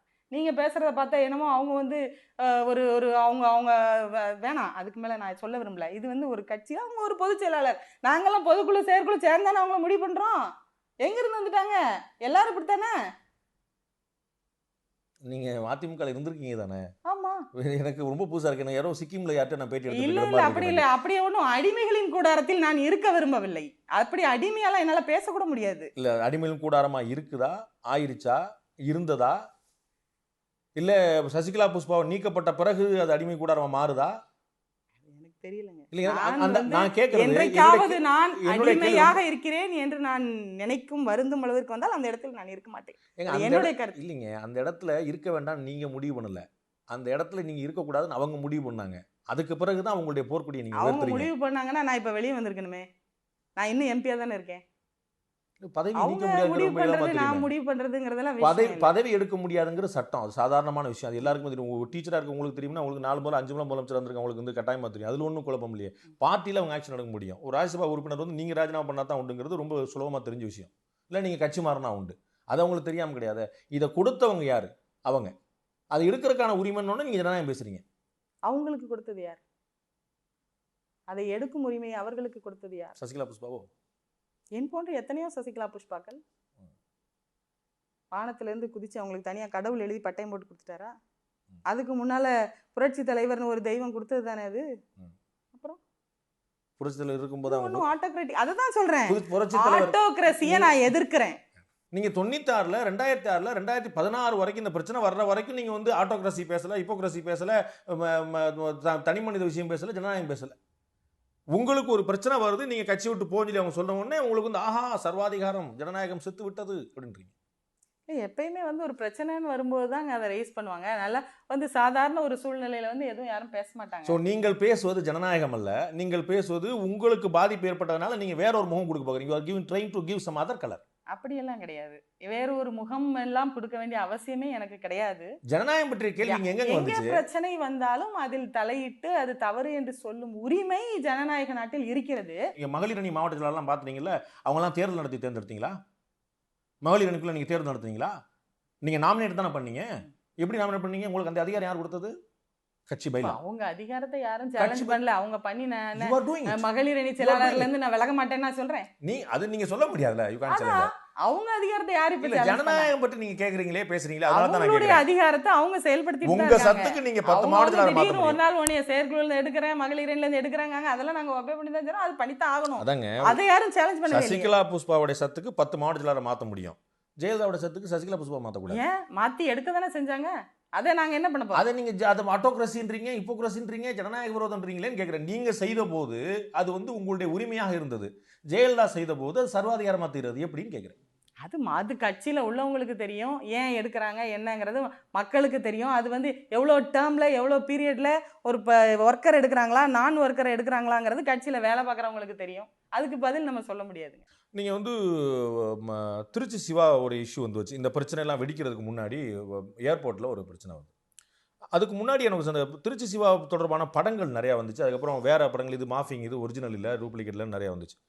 அது ஒரிஜினலா டூப்ளிகேட்டாங்கிற விஷயத்துல நான் போல. ஆனா ஒரு பெண்ணை தொடர்புபடுத்தி இந்த மாதிரி பப்ளிக் டொமைன்ல படங்கள் வரும்போது நீங்க ஏன் ரியாக்ட் பண்ணியிருக்க கூடாது? இது முழுக்க முழுக்க அவங்க பின்னாடி இருந்து ஒரு குரூப் பண்ணிட்டே இருக்காங்க. இதுல என்ன ரியாக்ட் பண்ணணும்னு நீங்க நினைக்கிறீங்க? What kind of reaction you expect from me? இதை விட மோசமா சித்தரிக்க முடியாது. அப்படி சித்தரிக்கப்பட்டிருக்கு உங்களுடைய கருத்துப்படி. அப்படின்னு நான் கத்துவேன் இல்லை, நான் அழுவேன் இல்லை, நான் சண்டை போடுவேன் இல்லை. நீங்க இப்ப பண்றீங்க, நீங்க ரிபல் பண்றீங்க இல்லையா, உங்களுடைய உரிமை குரல் எழுப்புறீங்க இல்லையா, இது அன்னைக்கே எழுப்பல. நான் எழுப்பி அவர்களிடம் இப்படியெல்லாம் செய்யப்படுகிறது என்று போயஸ் கார்டனுக்கு போய் நான் லெட்டர்லாம் கொடுத்தேன். அவங்களுக்கு அது ரீச் ஆகவும் இல்லை, அவங்க அதுக்கு எனக்கு எம்மள பரிதாபப்படவும் இல்லை. அதனுடைய கோபத்தின் வெளிப்பாடு தான் இந்த அளவுக்கு வந்து நிக்குது கட்டங்கட்டமா. அந்த படங்கள்லாம் மாஃபிங் போய் அந்த படங்கள்லாம் ஊடகங்கள்ல வெளியாச்சுல்ல. நீங்க சட்ட நுணுக்கங்கள்லாம் தெரிஞ்சிருக்கீங்கல்ல, உங்களுடைய போர்க்குணம் உங்க இயல்புலயே இருக்குல்ல, ஏன் நீங்க வந்து ஊடகங்கள் மேல இல்லை, நான் வழக்கு தொடரவிருக்கிறேன். இனிமே தானா? ஆமா ஆமா ஆமா ஆமா. ஏன்னா தொடர்ச்சியா நிச்சயமாக கிடையாது. அப்படி இன்னொருத்தர் ஐடியாவிலலாம் நாங்க செயல்பட வேண்டிய அவசியம் கிடையாது. இதுல வந்து எப்படின்னா பின்னாடி வந்து நிறைய பேர் இதுல இருக்காங்க. எனக்கு இதெல்லாம் வந்து ஒரு அதிர்ச்சியான விஷயம். ஒன்றை எதிர்பார்த்துக்கவே மாட்டோம், திடீர்னு வரும், அடுத்து ஒன்று வரும், அடுத்து இவங்கெல்லாம் இதில் இருக்காங்களா, இவங்கெல்லாம் பண்ணாங்களா அப்படின்னு பின்னாடி தான் அதை ஒன்றுனா கேள்விப்படுறோம், ஸ்டெப்பா. அதெல்லாம் யார் பண்ணாங்கிறதுக்கு நிச்சயமாக நான் வழக்கு தொடரவிருக்கிறேன். அந்த படங்கள் உங்களுடைய ஒரிஜினல் படம் நீங்க சொன்னீங்க, வீட்டுக்குள்ள நீங்க இருந்த படம் வந்து உங்களுடைய தோழிக்கு நீங்க அனுப்பியிருக்கீங்க. அந்த படத்தை பத்தி நான் சொல்ல வரல, ஏன்னா அது வந்து 4 கை மாறி வெளியே வந்திருக்கலாம். நான் சொல்றது மாஃபிங் பண்ணப்பட்ட படம் நீங்க சொல்றீங்க. திரு சிவாவோட இருக்கிற மாதிரி படங்கள் வந்து ஒரிஜினல் படங்கள் இல்ல, ஆஸ் பர் யுவர் ஸ்டேட்மெண்ட். அதெல்லாம் ஒரிஜினல் படங்கள் இல்ல, உண்மையான படங்கள் இல்ல, மாஃபிங் பண்ணப்பட்டது. அப்படின்னு அங்க ஒரு பெரிய கான்ஸ்பிரசி தாண்டி ஒரு கிரைம் நடந்திருக்காங்க உங்களுக்கு எதிரா. அப்ப நீங்க எல்லாம் கொந்தளிச்சிருக்கணும். நிச்சயமாக வழக்கு தொடரவிருக்கிறேன். இதை நான் விடவே மாட்டேன். இதுக்கு பின்னாடி, அதாவது முதலமைச்சருக்கு பின்பு ஒரு பெரிய கும்பல் இந்த வேலையெல்லாம் பண்ணியது. நிச்சயமாக நான் வழக்கு தொடர்வேன். அவர்களின் முகத்திரையை கிழிப்பேன். இன்னைக்கு நான் அடி வாங்கி 6 மாசம் கழிச்சாங்க அழுவேன். முதல்ல அங்கெல்லாம் கொந்தளிச்சிருப்பாங்க. இன்னைக்கு நீங்க வந்து 100 பிரஸ் மீட் கொடுத்துட்டீங்க, அன்னைக்கு ஒரு பிரஸ் மீட்டோட கொடுக்கலையே. எதுக்கு என் போட்டோ வந்திருக்குன்னு கூப்பிட்டு நம்ம அப்படிப்பட்ட கலாச்சாரத்துல இருந்து தான் வந்திருக்கோமாங்க. என்னங்க நீங்க உங்க போட்டோவை மாஃபிங் பண்ணி போட்டுருக்காங்க நீங்க சொல்றீங்க. முதல்ல ஒரு மிடில் கிளாஸ் நடுத்தர வர்க்கத்தில் இருந்து அரசியலுக்கு வருகின்ற பெண்களுக்கு வந்து இந்த மாதிரி கொடைச்சல்கள் வரும்பொழுது அதிர்ச்சியா you are no more a middle class. நீங்க அதுல அப்படி சொல்லாதீங்க. அந்த கார்டை யூஸ் பண்ண வேண்டாம். you are no more a middle class. அப்படிலாம் கிடையாது. உங்களுடைய ஆசிரியை, நான் ஒரு ஆசிரியையாக பணியாற்றியவர். அந்த மாதிரி நீங்க வந்து நான் ஹை கிளாஸ் இல்ல லோ கிளாஸ்லாம் கிடையாது. 50 வருஷத்துக்கு முன்னாடி அம்மாவுடைய கார்டை நீங்க யூஸ் பண்ண முடியாது. இன்னைக்கு உங்களுடைய விரிவு, உங்களுடைய தொடர்பு, உங்களுடைய பழக்கம், உங்களுடைய செல்வாக்கு நாடறிந்த விஷயம், எல்லாரும் கண்கூடா பார்த்து கொண்டிருக்கக்கூடிய விஷயம். இனிமேலும் வந்து நான் ஒரு மிடில் கிளாஸ் பொண்ணுங்க, திடீர்னு பணம் வந்தோன்னு அப்படியே பதறிட்டேன் நீங்க சொன்னா ஏற்பாங்க. நான் இன்னும் மிடில் கிளாஸ் பொண்ணு தான். நீங்க தப்பா நீங்க நினைச்சுக்கிறீங்க, நீங்க உட்பட. அப்படிலாம் எனக்கு பெரிய பெரிய பழக்கம்லாம் எனக்கு எதுவுமே கிடையாது. நான் ஸ்டில் சாதாரண ஒரு ஃபேமிலியில் உள்ள ஒரு மிடில் கிளாஸ் பொண்ணு. அதனால தான் எதையுமே ஒரு எடுத்தவுடனே ஒரு ரியாக்ட் பண்ணவும் முடியல. ஐயோ அதிர்ச்சியாக இருக்குது, இன்னும் ஃபேமிலியெலாம் ரொம்ப கவலையில் இருக்காங்க, ரொம்ப கஷ்டத்தில் இருக்காங்க. ஐயோ இப்படிலாம் நடந்துருச்சு, நம்ம வீட்டில் யாருக்கும் இப்படிலாம் நடந்தது இல்லையேன்னு வருத்தத்தில் தான் இருக்கிறாங்க. சசிகலா புஷ்பா என்ற ஒரு போராளி இப்படி ஒரு படம் வந்தபோது சத்தமே காட்டாமல் இருந்தாங்களே. மாஃபிங் தானே நீங்க சொல்றீங்க, பொய் படம் தானே, சிவா இல்லைல்ல, நீங்க இல்லைல்ல, அப்ப ஏமாற்றம் நடந்திருக்குல்ல. நித்யானந்தா கேஸ் போட்டிருக்காருங்க, என்னுடைய படத்தை வீடியோ வந்து போலி வீடியோன்னு அவர் கேஸ் போட்டிருக்காருங்க, கேஸ் நடத்திட்டு இருக்காருங்க. நீங்க என்னங்க 6 மாசமா உட்கார்ந்துருக்கீங்க? நான் சொல்லிட்டேன்ல, இது வந்து தொடர்ச்சியா எதிர்பார்க்காத எல்லாமே ஒரு ஷாக்கான நிகழ்ச்சிகள் வரிசையா நடக்குது. ஏன்னு சொன்னா என்னுடைய ராஜ்யசபா இந்த எம்பிங்கிற பதவி இன்னும் ஒருவருக்கு அவங்க வந்து கொடுக்கணும்னு முடிவு பண்ணிட்டாங்க. அது அது வந்து முதலமைச்சருக்கு பின்னாடி உள்ள அந்த கும்பல் முடிவு செய்து விட்டது. அதுக்காக என்ன தொடர்ச்சியா குடைச்சல் கொடுக்குறாங்க. எதுவுமே நான் எதிர்பார்க்காத ஒண்ணு. எதுவுமே அதோட உச்சக்கட்டம் எங்க வந்து நிக்குதுன்னா, கடைசி புள்ளி தான் என்னை வந்து ரிசைன் பண்ண சொல்றதுங்கிறது. இந்த படத்தை யார் வெளியிட்டிருப்பா அப்படின்னு சொல்லி அதற்கு பின்னாடி இருக்கக்கூடிய கும்பல் இருக்கு பாத்தீங்களா, இது ஒரு பார்வை வச்சுப்போம், அது உங்களுடைய கணக்குல, அது ஒரு ஓரமா இருக்கட்டும். ஆனா இதை ஊடகங்கள் வெளியிடுது இல்லையா, சோசியல் மீடியாவில் மட்டும் இல்லாமல் பிரிண்ட் மீடியாவில் எல்லா இடத்துலயும் வந்துச்சு இல்லையா, அதுக்கு என்ன ஆக்ஷன் எடுத்தீங்க? அதுக்கு என்ன நீங்க நடவடிக்கை எடுத்தீங்க? அதுக்கு என்ன ரியாக்ட் பண்ணீங்க? இதை தான் சொல்ல வரேன். எங்களுக்கு வந்து இதெல்லாம் புதுசு. நான் ஃபர்ஸ்ட் ஜெனரேஷன் பொலிட்டீஷியன். எங்க குடும்பத்திலிருந்து யாரும் அரசியல் இது வரைக்கும் வந்தது கிடையாது. இந்த மாதிரி எல்லாம் அசிங்கப்படுத்துவாங்க அப்படின்னு சொல்லி நான் எதிர்பார்க்கல. இப்படி வந்து வரிசையா கட்டம் கட்டமா படுத்தும் பொழுது இதை நம்ம வெளிப்படுத்த வேண்டுமா வேண்டாமா, இதை படுத்தினா மறுபடியும் என் கட்சிக்கே அது ஒரு கஷ்டமா வந்து கொடுத்துருவோமா, நம்ம முதலமைச்சருக்கே நம்ம இன்னொரு வேதனையை நம்ம கொடுக்கணுமா? திருப்பி திருப்பி டெய்லி ஒன்று டிவியில் வருது, அப்புறம் இதில் வருது, அப்புறம் சோஷியல் மீடியாவில். அதுக்குன்னே ஒரு செட் ஆஃப் பீப்புள் இருந்து அதை ஒர்க் பண்ணிக்கிட்டே இருக்காங்க கண்டினியூஸாக. அது மட்டும் எனக்கு தெரியுது. பட் இதுக்கு போய் ரியாக்ட் பண்ணி நம்மளால நம்ம கட்சிக்கு ஒரு அசிங்கம் வந்துடக்கூடாது, என்ன பண்ணுறது, இப்படி நான் கொஞ்சம் தயக்கத்தில் இருந்தேன். இப்போ நான் ஃபைட் பண்ணுறேன்னா ஒரு எம்பியை ரிசைன் பண்ண சொல்கிறதுங்கிறது ஒரு லீகல் டம், ஒரு வெளியில் நான் ஃபைட் பண்ணலாம். அந்த விஷயத்துக்கு போய் நான் உடனே கேஸை போட்டு அதை போட்டு நான் ஓகே எதுனாலும் பொறுமையாக பார்ப்போம், அம்மா இருக்காங்க அவங்கக்கிட்ட ஒரு லெட்டர் கொடுத்து பார்ப்போம், அப்படித்தான் எல்லாருமே வெயிட் பண்ணுவாங்க. ஓகே, நீங்கள் பார்லிமெண்ட்டில் பேசும்போது திருச்சி சிவா ஜென்டில்மேன் அப்படின்னு சொல்லிட்டு அவர்கிட்ட நீங்கள் என்னுடைய அப்பாலஜிலாம் கேட்டுக்கிறேன்னு சொல்லி நீங்கள் சொன்னீங்க. ஆங்கிலத்தில் தமிழில் உணர்ச்சி பூர்வமாக ஒரே நடந்தது. திருச்சி சிவாவை தொடர்புடுத்தி தான் இந்த ஃபோட்டோ வருது. திருச்சி சிவாட்ட தான் நீங்கள் மன்னிப்பு கேட்குறீங்க. திருச்சி சிவாவோட தான் இப்போ ஏர்போர்ட்டில் சண்டை நடக்குது. ஸோ திருச்சி சிவா அப்படிங்கிற கேரக்டர் சசிகலா புஷ்பாவோட ஏதேனும் ஒரு பழக்கத்தில், அறிமுகத்தில், நட்பில் இருக்குதா? அப்படி ஒரு ஆளே தெரியாது எனக்கு. அவர் ஒரு எம்பி, நான் ஒரு எம்பி, அவ்வளோதானா? திருச்சி சிவாங்கிறவர் திமுகவை சார்ந்த ஒரு எம்பி. எனக்கு கனிமொழி அவர்கள் 83வது நம்பர் சீட்டு, நான் 84, 86 திருச்சி சிவா அவர்கள். அருகருகே எல்லோருமே அதிமுக திமுக எம்பிக்கள் இருப்பது உண்டு. அதில் பொறுத்த வரைக்கும் அவருங்கிற ஒரு நபர் தெரியுமானா பக்கத்து சீட்டில் இருப்பவங்க, கனிமொழியும் என்னோட பக்கத்து சீட்டில் உள்ளவங்க தான். ஸோ இதில் இருக்கும்போது அவங்க ஒரு மரியாதைக்குரிய ஒரு நபர். அவருக்கு கழகத்தின் மீது ரொம்ப தீவிரமாக இருக்கக்கூடியவர். நான் என்னுடைய கட்சி முன்னாள் கட்சியின் மீது நான் வந்து தீவிரமாக இருக்கக்கூடிய ஒரு ஆள். ஸோ அடிக்கடி பாராளுமன்றத்தில் சண்டைகள் எல்லாம் வர்றது உண்டு. அவங்க கட்சிக்கு டிஃபெண்ட் பண்ணுவாங்க, நாங்கள் எங்கள் கட்சிக்காக சண்டை போடுவோம். இதுதான் அதில் இருக்கிற விஷயம். So purely official relationship. Yes. Okay. ஏர்போர்ட்டில் திடீர்னு ஒரு நாள் சசிகலா புஷ்பா வந்து திருச்சி சிவாவை அரைஞ்சிட்டார். நீங்கள் 4 தடவை அரைஞ்சேன்னு சொல்ல, அவர் இல்லை ஒரு தடவை தான் அறவாங்கன்னு சொல்லி சொல்ல இந்த விஷயங்கள் பேசப்பட்டது. ஸோ அடிதடி நடந்ததுங்கிறது கன்ஃபார்ம் ஆயிடுச்சு. நீங்கள் 2 பேருமே அதை ஒத்துக்கிட்டீங்க. ஏர்போர்ட்டில் என்ன நடந்தது? அதாவது முதல்ல சொன்னேன், அவர் வந்து அவருடைய கட்சிக்காக போராடக்கூடிய ஒரு ஆள், கொள்கையை விட்டு கொடுக்காது உறக்க கத்தக்கூடிய ஒரு ஆள். அதுபோல் நானுமே அதிமுகவில் இருந்த பொழுது அதிமுக உயிரை கொடுக்கக்கூடிய அளவிற்கு உழைக்கக்கூடிய, அம்மாவுக்காக கத்தக்கூடிய ஒரு ஆள். அப்படி இருக்கும் பொழுது ஏற்கனவே 2 பேரும் ஒரே ஃப்ளைட்டில் ட்ராவல் பண்ண போகிறோம். அங்கே நின்றுட்டு இருந்த பேசஞ்சர்ஸோட லைனில் அவங்க நின்றுட்டு இருக்காங்க. அங்கே இருக்கிறவங்க கிட்ட பாலிசியை கிரிட்டிசைஸ் பண்ணி இன்னும் கிண்டல், இன்னும் நான் அங்கே போயிட்டு இருந்தோன்னே அவங்க கிரிட்டிசைஸ் பண்ணி எங்கள் கட்சியை பேசுனது பொறுக்க முடியாமல் அது மாதிரி நடந்தது. அவர் டிக்கெட் வாங்க போனதா, டிக்கெட் வாங்கிட்டு நான் வந்துட்டு இருந்தேன், எதிரில் இவங்க வந்துட்டு இருந்தாங்கன்னு சொல்கிறாரு. உங்களை இல்ல அவரோட ஸ்டேட்மென்ட் என்னவா இருக்குன்னு, நான் வந்து ஸ்கேனிங் பண்றோம்ல, ஸ்கேனிங்ல தான் ப்ராப்ளம் வந்தது. இல்ல அவர் வெளியே வராரு, அவர் வந்து சென்னைக்கு வரல, அவர் ஏர்போர்ட்ல இருந்து வெளியே வந்தாரு, உள்ள வந்தாருலாம் எனக்கு தெரியாது. அது அந்த திருச்சி சிவா உங்களுக்கு அடையாளம் தெரியாம போகாது. ஏங்க ஸ்கேனிங் திருச்சி சிவா உங்களுக்கு அடையாளம் தெரியாம வந்து don't make through this incident your program interesting please. Personal மேட்டர்ஸ்ல வந்து நோ அப்ப அத நான் பர்சனல் மேட்டர் நான் வெளிய போறேன். நீ வெளிய போறீங்க. இது வேணாம். ஏனா திருச்சி சிவாவுக்கும் எனக்கும் நடந்தது பர்சனல் மேட்டர், நான் வெளிய போறேன். அத பேச மாட்டேன். No it personal in the sense இத நீங்க டிக் பண்ணி இத பெருசு பண்ண வேண்டாம். ஏனா I'm telling you one incident. நீங்க இப்படி இல்லையாமே அப்படி சொன்னது அவர், நான் இல்ல. அது நீங்க அவர்ட்ட தான் கேட்கணும். எனக்கு தெரியாது. ரெண்டு பேர் ஸ்டேட்மென்ட்ல முரண்பாடு வரும்போது நான் அவரை பார்த்த இடம் ஸ்கேனிங் பண்ற இடம். அவர் அங்க நான் போயிட்டு இருக்கும்போது அவர் இப்படி ரிட்டர்ன் வர மாதிரி பொசிஷன்ல தான் வந்துட்டு இருந்தாங்க. அப்போ ஆனால் அந்த இடத்துல இருந்து அவங்க கிரிட்டிசைஸ் பண்ணி அதில் நின்று அங்கே உள்ள பேசஞ்சர்ஸ் கிட்ட ப்ளஸ் அங்கே பிஆர் அவங்க அந்த ஏர்போர்ட் அத்தாரிட்டிஸ் கூட 2 பேர் கூட நின்றுட்டு இருந்தாங்க. அவங்களோட நான் பப்ளிக்கோட நின்றுட்டு இருந்தேன்.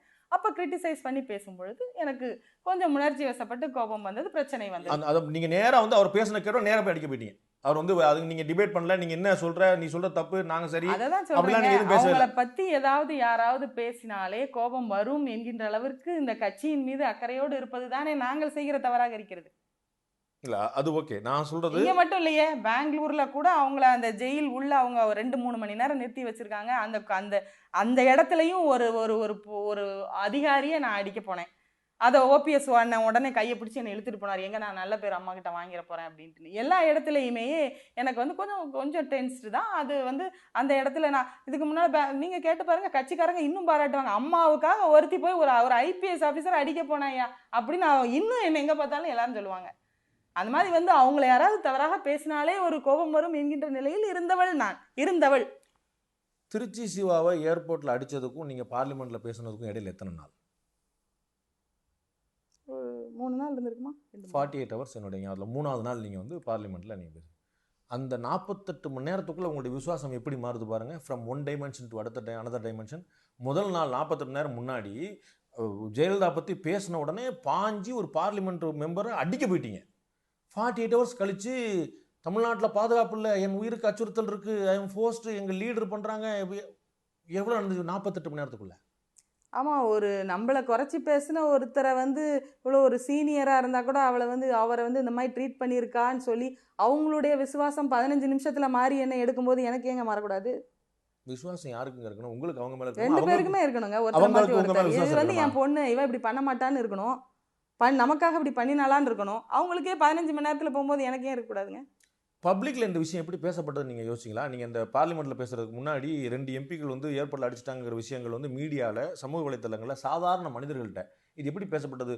ஓஹோ, ஜெயலலிதாக்காக இப்படி ஒரு ஆக்ரோஷமான ஒரு போராளி அப்படின்னு பேசப்பட்டது. அது நீங்கள் பப்ளிக் கிட்ட அப்போ கட்சிக்கு கெட்ட பெயர் ஏற்படுத்திருக்குன்னு தலைமை நினைக்கக்கூடாதா? அவங்க வந்து கட்சிக்கு உங்களால் ஒரு கெட்ட பேர் வந்திருக்கு அப்படின்னு நினச்சிட்டு ஒரு ஆக்ஷன் எடுக்கிறாங்க. அதுக்கான உரிமை இருக்குதா இல்லையா? அந்த மாதிரி ஒரு சந்தேகத்துக்கிடமான சந்தர்ப்பமாக ஒரு சம்பவமாக அது நடந்துருச்சு. அப்போ ஜெயிலுக்குள்ளே வந்து அம்மாவை போய் பிடிக்க வந்துட்டாங்களே, நான் போய் ஒரு ஐபிஎஸ் ஆஃபீஸர் அடிக்க போனதுக்கு அப்போ நடவடிக்கை எடுத்திருக்க வேண்டியதானே?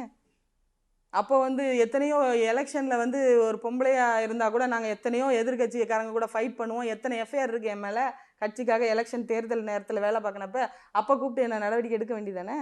இல்லை, ஒரு கட்சி நடவடிக்கையும் ஒரு மாற்று கட்சியை சேர்ந்த ஒரு எம்பி அடிக்கிறதும் 2 சம்பவம் ஒன்றா இருக்கும். திருச்சி சிவாங்கிற கேரக்டர் இருக்கும்போது அந்த மாதிரி ஒரே மாதிரி அதை பார்த்துட முடியும். அது அவங்களுடைய கோணம். அது நம்ம வந்து எப்படி நான் பேச முடியும்? அதை தான் நான் சொல்கிறேன்.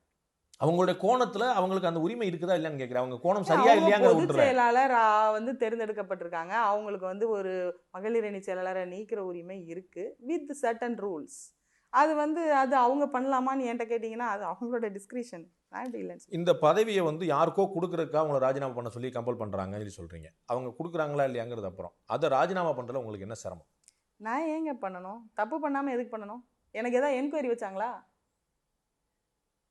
ஏங்க ஒரு ஒரு ஒரு ஒரு கவர்மெண்ட் ஸ்டாஃபு ஒர்க் பண்ணுறாங்க, அங்கே ஒரு பிரச்சனை, அவருக்கு ஏதோ ஒரு டிஸ்மிசல் ஆக்ஷன் எடுக்கிறாங்க.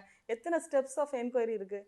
நாங்கள் எங்களுடைய கேரியர் எல்லாமே இவங்களுக்காக தான் 10 மாவட்ட செயலாளர் மாற்றின போது நீங்கள் எத்தனை என்கொயரி நடத்துறீங்க? எத்தனை என்கொயரி, அவங்களுக்கு எத்தனை அட்வைஸ், எவ்வளோ அவங்களுக்கு இப்படி இப்படி பண்ணணும்னு எவ்வளோ, கிட்டத்தட்ட 2-2.5 வருடங்கள் நான் அவங்களோடையே இருந்து எவ்வளவு அவங்களுக்கு நான் ட்ரெயின் அப் பண்ணி அப்பொழுதும் அவர்களுக்கு வந்து அடுத்த லெவல் கொடுத்து தான் நம்ம பண்ணியிருக்கோம். அவங்க வந்து ஒரு மகளிர் அணி இணை செயலாளராக போட்டுட்டா இன்னொருத்தவங்கள போட்டாங்க. எக்ஸ்கியூஸ் மீ, மகளிர் அணி செயலாளராக நீங்கள் மாற்றப்பட்ட நீங்கள் நியமிக்கப்பட்ட பிறகு மாவட்ட செயலாளர் மாற்றம் எப்போ நடந்தது? என்னுடைய நினைவு 2 மாதத்துக்குள்ள. நோ, நான் வெளியே வர்றதுக்கு ஒரு மாதத்துக்கு முன்னாடி நடந்தது. 2-2.5 வருடங்கள் கிடைக்கிறது.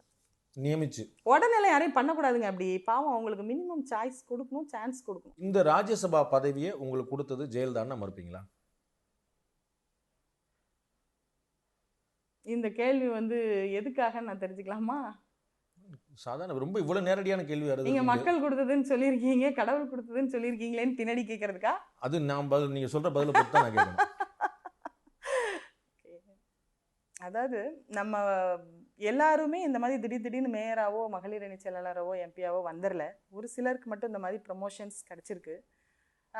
காரணம் என்னை பொறுத்த வரைக்கும் ஒரு ஹார்ட் ஒர்க் பண்ணுறது, அவங்க டெடிக்கேட்டடாக இருப்பாங்கன்னு அவங்க நம்பினதுனால, ஹார்ட் ஒர்க் பண்ணுவாங்க, நேர்மையாக உழைப்பாங்கன்னு சொல்லி நம்பி தான் நமக்கு கொடுத்துருக்காங்க. இதை கொடுத்தது ஜெயலலிதா.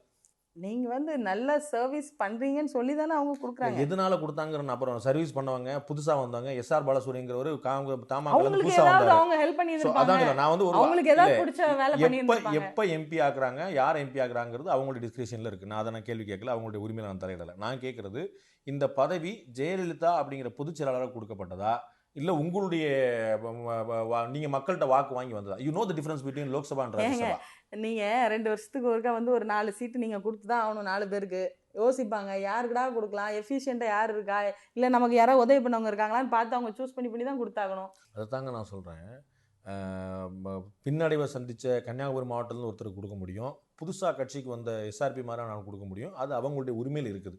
அது மாதிரி தன்னுடைய உரிமையை பயன்படுத்தி உங்களுக்கு வந்து பதவி கொடுத்தாங்க. இது வந்து கிவன் பை ஜெயலலிதா.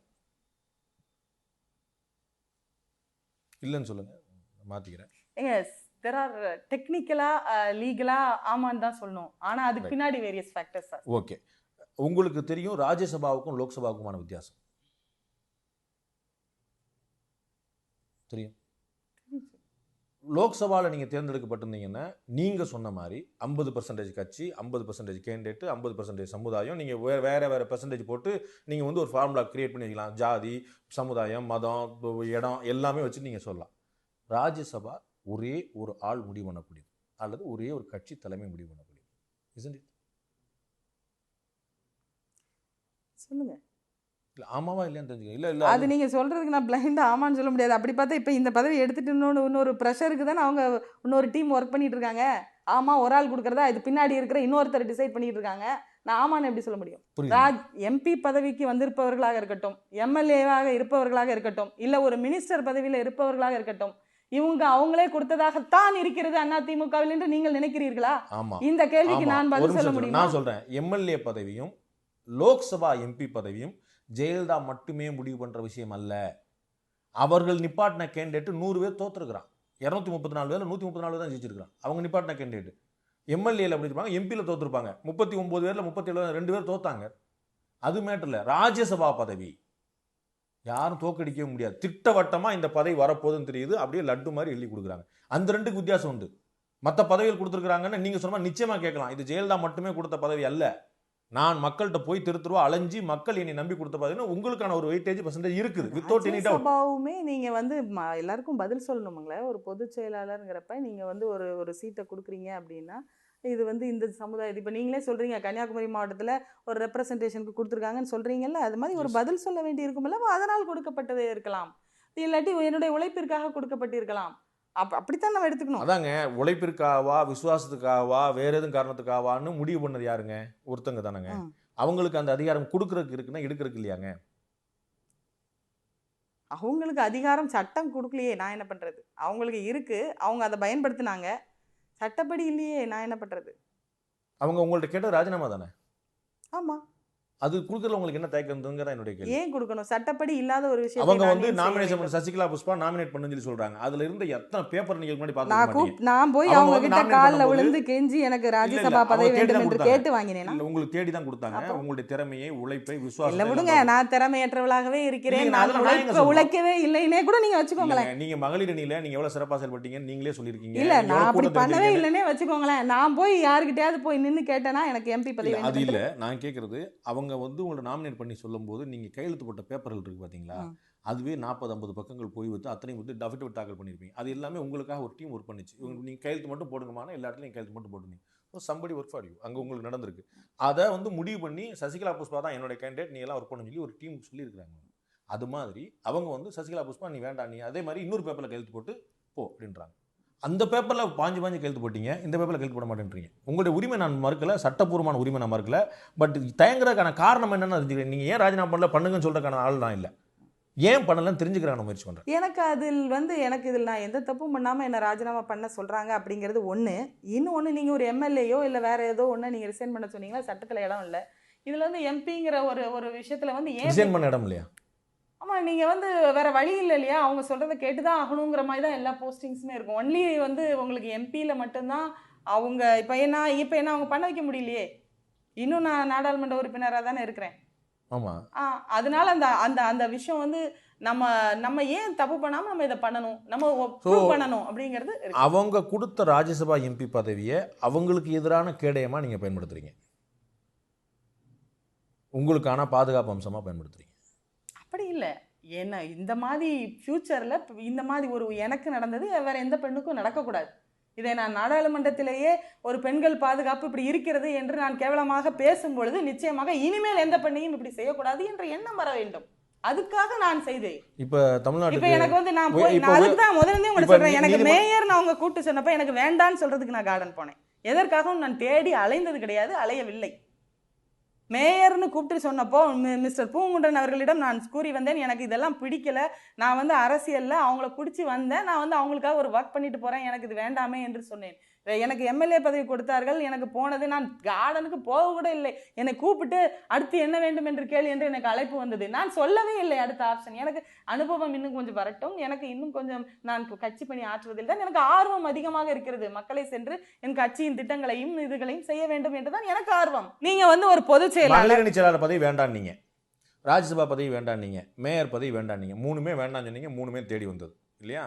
2011 வேண்டாம்னு சொன்னீங்க, 2014 வேண்டாம்னு சொன்னீங்க, இப்போ வந்து நீங்களுக்கு வந்து இல்ல நான் விட மாட்டேன்னு சொல்லி சொல்றீங்க. சோ அந்த பொலிட்டிக்கல் எக்ஸ்பீரியன்ஸ் உங்களுக்கு எங்க வந்துச்சு எனக்கு புரியல. நீங்க வந்து அப்ப அனுபவம் இல்லன்னு சொல்லி மறுத்தவங்க இப்ப அனுபவம் ஒரு கட்டத்துல வந்து வேண்டாம் நமக்கு இன்னும் கொஞ்ச நாள் வேலை பார்க்கலாமேன்னு தோணுச்சு. அவர்கள் அதுக்கான அனுபவம் நமக்கு வந்தது பின்பு ஆர்வமாக பணியாற்ற வேண்டும் என்று இருக்கின்ற நேரத்தில் அவர்கள் வந்து என்ன கிட்டத்தட்ட 4-5 மாசமா பார்லிமெண்ட்ல என்ன பேசக்கூடாதுன்னு சொல்லிட்டாங்க. எனக்கு வந்து தகவல் அங்கிருந்து ஒரு கும்பல் அனுப்பி விட்டது, சசிகலா புஷ்பாவை பேச அனுமதிக்காதீர்கள் அப்படின்னு. என்னைக்கு கரெக்டாக விமன்ஸ் டே அன்னைக்கு எனக்கு வந்து பார்லிமெண்ட்டில் இவங்க பேசக்கூடாது அப்படின்னு சொல்லி சொல்கிறாங்க. நமதி எம்ஜிஆரில் இவர்களது ஃபோட்டோ பிரசுரிக்கப்படக்கூடாது என்று தகவல், நமதி ஜெயா டிவியில் என்னுடைய இதே வரக்கூடாது, நியூஸ் வரக்கூடாது என்று தகவல். இப்படியெல்லாம் இவர்கள் செய்ய ஆரம்பிக்கும் பொழுதுதான் என்னை உசுப்பி விடுகிறார்கள், கோபப்படுத்துகிறார்கள். எதற்கு என் மீது தனிப்பட்ட முறையில் இத்தனை தாக்குதல்களை செய்ய வேண்டும்? நீங்க உங்களுடைய சத்து செல்வாக்கு, உங்களுடைய அம்மா டீச்சருடைய சேவை இதெல்லாம் பார்க்கும்போது உங்களுக்கு அந்த ஊரில் ஒரு இன்ஃப்ளூயன்ஸ் இருக்குன்னு வேற சொல்கிறீங்க.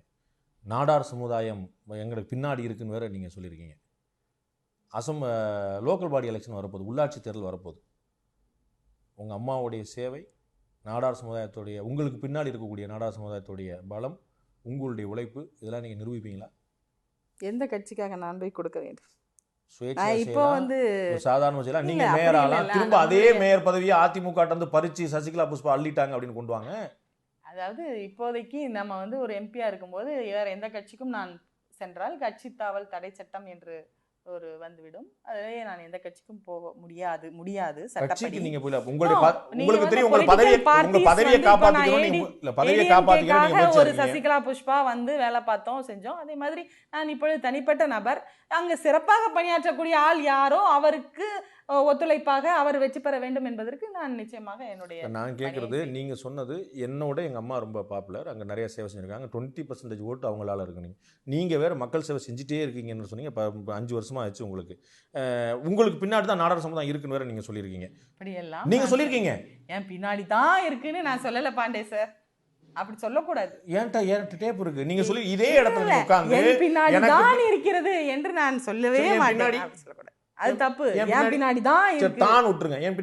என் பின்னாடி நாடார் சமுதாயம் இருக்கு. எனக்கு நிச்சயமாக என் சமுதாயம் உதவி செய்யும், அதுல எந்த மாற்று கருத்தும் கிடையாது. உங்களுடைய சமுதாயம் வந்து உங்களுக்கு பின்னால் இருக்கிறதுன்னு சொன்னால், உங்களுக்கு பின்னால் தான் இருக்குல்ல, உங்களுக்கு பின்னால் இருக்கிறது சொன்னால், உங்களுடைய சேவை, உங்களுடைய சமுதாயத்தை நீங்கள் சொல்லக்கூடிய உங்கள் சமுதாயத்துடைய உங்கள் பின்புலம், உங்களுடைய தாயுடைய உழைப்பு, இதெல்லாம் சேர்ந்து நீங்கள் இதை டெஸ்ட் பண்ணி பார்க்கலாமே. இந்த அதே தூத்துக்குடியில் அதே மேயர் பதவி இல்லை, அங்கே சிறப்பாக பணியாற்றக்கூடிய உறுப்பினர்கள் யாரோ அவர்களுக்கு வாக்களியுங்கள் என்பது என்னுடைய முழக்கமாக நிச்சயமாக இருக்கும்.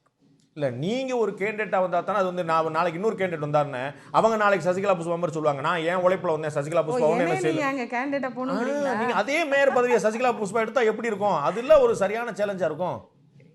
இப்போ வந்து இந்த 6 years டேர்ம் முடியட்டும், இது ஒரு சேலஞ்ச் ஆயிடுச்சுல, இதை கம்ப்ளீட் பண்ணிட்டு வரலாம். அங்கே கண்டெஸ்ட் பண்ணுறதுக்கு ஒன்றும் ஆபத்து இல்லையே. நிச்சயமா என் மக்கள், எங்க சமுதாய மக்களாக இருக்கட்டும், தூத்துக்குடி மக்கள் நிச்சயமா என் மீது நம்பிக்கை வைத்திருக்கிறார்கள். நான் எங்க நின்னாலும் ஜெயிப்பேன், அது ஒன்றும் மாற்று கருத்து கிடையாது. அதையும் நான் ஏன் சந்தேகப்பட்டு போய் டெஸ்ட் பண்ணணும்? எங்க நின்னாலும் ஜெயிப்பேன்னு சொல்றவங்க நிக்க வேண்டியதானங்க. ஏன் எதுக்கு நீங்க பாண்டே சார் சொல்றாங்க நான் போய் டெஸ்ட் பண்ணணுமா? எனக்கு ஒரு பிளாட்ஃபார்ம் கொடுக்கப்பட்டிருக்கிறது, அது இடையில் பறிக்கப்பட்டது, நான் அதை கொடுக்கவில்லை. அதில் நான் என்னுடைய சேவையை ஆற்றி முடித்து விட்டு அடுத்த கட்டம். நான் நினைச்சா நாளைக்கு அமெரிக்க ஜனாதிபதி ஆயிரம் நான் சொல்ல முடியும், ஆனால் ஆனும்ல அதெல்லாம் ப்ரூவ் பண்ண முடியாதுன்னு சொன்னா என்னை பார்த்து சிரிக்க மாட்டாங்க. தெரிஞ்சுக்கிறக்கா கேட்குறேன். நான் கேட்கறது, நீங்க வந்து மேயர் பதவியோட பெரிய பதவியோ பாராளுமன்ற உறுப்பினர் பதவியோட பெரிய பதவியோ நம்மளோட முதலமைச்சர் வேட்பாளர் நீங்க வாங்கன்னு நான் சொல்ல. நீங்க இன்னைக்கு தேதிக்கு இருக்கக்கூடிய சட்ட நடைமுறைப்படி ஒரு கவுன்சிலரா இருந்தா போதும் you are eligible to become a mayor. இல்ல, எந்த பதவியுமே ஒன்றுக்கொன்று பெரியதோ சிறியதோ எல்லாம் கிடையாது. இல்ல அது வேற, அது வேற டிபேட். நான் கேக்குறது ஒரு சாதாரண எம்பியா இருக்கட்டும், இன்னைக்கு நீங்க முயற்சி பண்ணா பிரைம் மினிஸ்டரா இருக்கட்டும், நான் கேக்குறது இன்னைக்கு நீங்க முயற்சி பண்ணா ஒரு கவுன்சிலர் ஆயிட்டீங்கன்னா you will become eligible to become a mayor. ஏன் உங்களுடைய முயற்சியை செய்யக்கூடாது நான் கேட்கிறேன். ஏன் செய்யணும்? இப்ப இருக்கிற வேலை உங்களுடைய திறமைய, சக்திய, செல்வாக்க, பலத்தை இந்த நாட்டுக்கு, அதிமுகவுக்கு இந்த நாடு பார்த்திருக்கிறது, பார்க்கும். அதுக்கு நான் போய் அப்படி நின்னுதான் காமிக்கணும்னு அவசியம் இல்லை. பார்லிமெண்ட்ல நீங்க குரல் கொடுத்த பிறகான உங்களுடைய நடவடிக்கை பார்க்கும்போது திமுகவுடைய பின்புலம் உங்களுக்கு இருக்குதோ அப்படிங்கிற ஒரு சந்தேகம் பொதுவெளியில் ஏற்படுத்தப்படுது. அப்படிலாம் யாரும் என்ன வந்து பின்புலம் எனக்கு கொடுக்கல. அப்படி கொடுக்க வேண்டிய அவசியம் அவங்களுக்கும் இல்லை, எனக்கும் இல்லை. ஒரு தவறை மட்டும்தான் சுட்டி காட்டுகிறோம். எனக்கு வந்து ஒரு விமனா நமக்கு வந்து சப்போர்ட் பண்ற எந்த கட்சியாக இருந்தாலும் சரி, காங்கிரஸ் கட்சி கூட தான் அன்னைக்கு தன்னுடைய எதிர்ப்பை தெரிவித்தது, அவர்களுக்கு நன்றியை தெரிவித்தோம். அதுபோல திமுக, ஸ்டாலின் அவர்களாக இருக்கட்டும், கனிமொழி அவர்களாக இருக்கட்டும், அனைவரும் ஒரு தங்களுடைய எதிர்ப்பை தெரிவித்தால் நன்றி தெரிவித்துக் கொள்கிறோம். இது வந்து ஒரு சாதாரண விஷயம் தானே. அதை நம்ம ஏன் பின்புலம் என்று எடுத்துக்கொள்ள வேண்டும்? இல்லை, அவங்களுக்கு ஒரு ராஜ்யசபா எம்பியோடைய சப்போர்ட் முழுமையாக கிடைக்கிது. அதிமுக விமர்சனம் பண்ணக்கூடிய அதிமுக கட்சியை சேர்ந்தவங்க. இதில் ஆதாயம் வந்து அவங்களுக்கு வந்து பொலிட்டிக்கல் மைலேஜ் வந்து தாராளமாக கிடைக்கலாம். உங்களுக்கு வந்து ஒரு இவ்வளோ பெரிய ஒரு துணிச்சலான ஒரு நடவடிக்கை இருக்குன்னா நிச்சயமாக ஒரு பேக்கப் இருக்கணும்னு சொல்லி சொல்லுவாங்கல்ல, அப்படித்தானே? அப்படி ஒரு அதிமுக எம்பியை வச்சு கிரிட்டிசிசத்தை வச்சுதான் அவங்க அரசியல் பண்ண வேண்டிய கட்சியாக அது இருக்கிறது என்று நீங்கள் சொல்வதை நான் ஒத்துக்கொள்ள மாட்டேன். அப்படி நான் சொல்லல. அப்படித்தான் நீங்க சொன்னீங்க. உங்களை நம்பி திமுக இருக்கு நான் சொல்லல. உங்ககிட்ட இருந்து ஒரு ஆதாயம் இருக்கிறது அப்படின்னா அப்படி ஒண்ணும் என்கிட்ட இருந்து ஆதாயம் அவர்களுக்கு நான் சொல்ல சரியான வார்த்தையை சொல்றேன். அரசியல் ஆதாயம் அவர்களுக்கு கிடைக்கும் உங்களால. நீங்க தான் அவங்களுக்கு வந்து வாழ்க்கை கொடுக்கணும்னு நான் சொல்லல. அரசியல் ஆதாயம் கிடைக்கும்ங்கிறதே என்னால ஏன் அரசியல் ஆதாயம்? அவங்க மக்கள் பணி செய்வாங்க, அதுல ஆதாயம் அடைவாங்க. என்ன வச்சு ஏன் அரசியல் ஆதாயம் அவங்க பார்க்கணும்? ஏடிஎம்கே கிரிட்டிசைஸ் பண்ணா டிஎம்கே நல்ல பேர் தானங்க. டிஎம்கே அது அவங்க வேற சட்டங்கள், பாலிசிஸ் இருக்கு, அதுல கொள்கைகள்ல பண்ணிப்பாங்க. அது என்ன வச்சு பண்ணணும்ல அவங்க அப்படி எந்த பின்புலமும் எனக்கு கொடுக்கவில்லை. இப்போ வந்து உங்களுடைய முன்ஜாமீன் வந்து ரத்து செய்யப்பட்டிருக்கு. 3 வாரம் தான் இன்னும் மிச்சம் இருக்குது. உங்களுடைய அடுத்த கட்ட நடவடிக்கை என்ன? அடுத்து சுப்ரீம் கோர்ட் அப்ரோச் பண்ணுவோம். உயர் நீதிமன்றம் உங்களுடைய முன்ஜாமீன் ரத்து பண்ணும்போது உங்கள் மீதான குற்றச்சாட்டில் ஒரு பிரைமஃபசி இருக்குது, ஒரு பூர்வாங்க முகாந்திரம் இருக்குதுன்னு நீதிமன்றமே கருதுறதா நீங்க நினைக்கலையா? அது உச்ச நீதிமன்றம் சொல்லும். எல்லாமே உச்ச நீதிமன்றம் லீகலி வந்து ஜுடிஷியரிக்கு தான் தெரியும் தன்னோட சபார்டினேட் கோர்ட் சொன்னது கரெக்டா தப்பாங்கிறத ஹையர் கோர்ட் முடிவு பண்ணும். சுப்ரீம் கோர்ட் சொல்லும் போது தான் இறுதிவாதம். நான் சொல்றது இந்த ஏபி வந்து அவங்க கேன்சல் பண்ணும்போது, இதுக்கான நீங்க அப்ளிகேஷன் பெட்டிஷனை கேன்சல் பண்ணும்போது எதுக்காக பண்றாங்க? இல்ல இந்த குற்றச்சாட்டுல முகாந்திரம் இருக்குன்னு ஒரு நீதிபதிகளுக்கு கன்விக்ஷன் இருக்கணும். அப்பயே உங்களுக்கு வந்து சட்டத்துல ஒரு மேல்முறையீடுன்னு ஒண்ணு வைக்கிறாங்க. மேல்முறையீடு உங்களுடைய உரிமை. நான் அதை கேள்வியே கேட்கல. அதை நான் கேள்வியே கேட்கல. அது உங்களுடைய உரிமை. உரிமை ஏன் கொடுக்குறாங்க? உரிமை ஏன் மேல்முறையீடுங்கிற உரிமை கொடுக்குறாங்க சட்டத்துல? ஸோ உச்ச நீதிமன்றம் சொல்லட்டும். ஒரு ஆளை பிடிக்கலன்னா உடனே போய் வழக்கு போட்டுக்கிட்டு அவங்கள ப்ரெஷர் கொடுக்கறது, மன நிம்மதி இல்லாமல் பண்ணுறது, குடும்பத்தோட குடைச்சல் கொடுக்கறது, இதுதான் வேலைன்னு சொல்கிறாங்க. பட் இதில் என்ன அவங்க கொடுத்துருந்தாலும் அதை பற்றி நான் விமர்சிக்க கூடாது. உச்ச நீதிமன்றத்தில் என்ன அவங்க பதில் சொல்கிறாங்க? இன்னைக்கு வந்து உங்கள் மேலே வரக்கூடிய குற்றச்சாட்டு வந்து இவங்க வீம்புக்குனே உங்களை பழிவாங்கறக்கா பண்ணக்கூடியதுன்னு நீங்கள் நினைக்கிறீங்க. 2007 2008 உங்கள் மேலே புகார் இருந்திருக்கு சென்னையில் பூக்கடை போலீஸ் ஸ்டேஷனில். நான் நினைக்கிறேன் அன்னைக்கு வந்து திமுக ஆட்சி இருந்ததா அதிமுக ஆட்சி இருந்ததா? அந்த புகார் வந்து முகாந்திரம் இல்லாத கேள்விகளை தயவு செய்து கேட்க வேண்டாம். உங்களுக்கு வித் ப்ரூஃப் எவிடன்ஸ் இல்லாமல் எதுவும் பேசக்கூடாது. இல்லை அப்படி வழக்கு இல்லையா? நான் மாற்றிக்கிறேன். நிச்சயமாக இல்லை. பெண்களை வந்து இப்படி வந்து அதான் இதைத்தான் நான் திருப்பி அதிமுக மேலே நான் சொல்கிற விஷயம் இதுதான். ஒரு முகாந்திரம் இல்லாத ஒரு விஷயத்தை ஏன் நம்புகிறீர்கள்? ஏன் வெளிப்படுத்துகிறீர்கள்? ஏன் பெண்களை கலங்கப்படுத்துகிறீர்கள்? கேவலம் இல்லையா? ஒரு வழக்கு நான் தான் சொல்லிட்டேனே தப்பு. இன்னைக்கு வந்து உங்க புகார் இருக்கு இல்லையா? இது போய் புகார்னு சொல்றோம். ஆமா அது சொல்றீங்க இல்லையா? அப்புறம் நீங்க எப்படி இல்லாத ஒன்றை நீங்கள் எப்படி கேட்கலாம்? இல்ல நான் எந்த குற்றச்சாட்டுன்னு சொல்ல, எந்த குற்றச்சாட்டுக்கான்னு சொல்ல, எப்பன்னு சொல்ல, எங்கன்னு சொல்ல. நான் அதை பத்தி நான் சொல்றது இந்த புகார் இல்லை. நான் சொல்றது இன்னைக்கு வந்து இந்த புகார் வந்திருக்குன்னா ஆளுங்கட்சியோட இன்ஃப்ளூயன்ஸ்னு சொல்லலாம். நான் ஒன்றை நீங்கள் பேச வேண்டாம். இல்லை, இதுக்கு முன்னாடி 2007 2008 உங்க மேல புகார் இருக்கு. எனக்கு என் மீது வழக்குகள் எஃப்ஐஆர் என்ற நிலையில் இருந்தவை எல்லாமே அந்த கட்சிக்காக அதிமுக உழைத்து அதன் மூலம் வந்த எஃப்ஐஆர்கள் தான். மிச்சப்படி ட்ராக் கிளீன் ரெக்கார்டு இருக்குன்னு உச்சநீதிமன்றத்திலேயே பேசப்பட்டது. இல்லை, அவங்க வந்து உங்களுடைய பொலிட்டிக்கல் கேரியர் பற்றி சொல்லுவாங்க. நான் சொல்றது நீங்கள் உங்கள் மேலே எஃப்ஐஆர் இருக்கிறது எல்லாமே நீங்கள் ஆர்ப்பாட்டம், போராட்டம் இது மாதிரி பொலிட்டிக்கல் கேரியர் பற்றி சொல்லிட்டு இருக்கீங்க. நான் சொல்றது வேற எந்த மாதிரியான புகார் உங்கள் மேலே இருந்ததில்லை? இல்லை, இல்லைங்க. ஓகே, நன்றி. இப்போ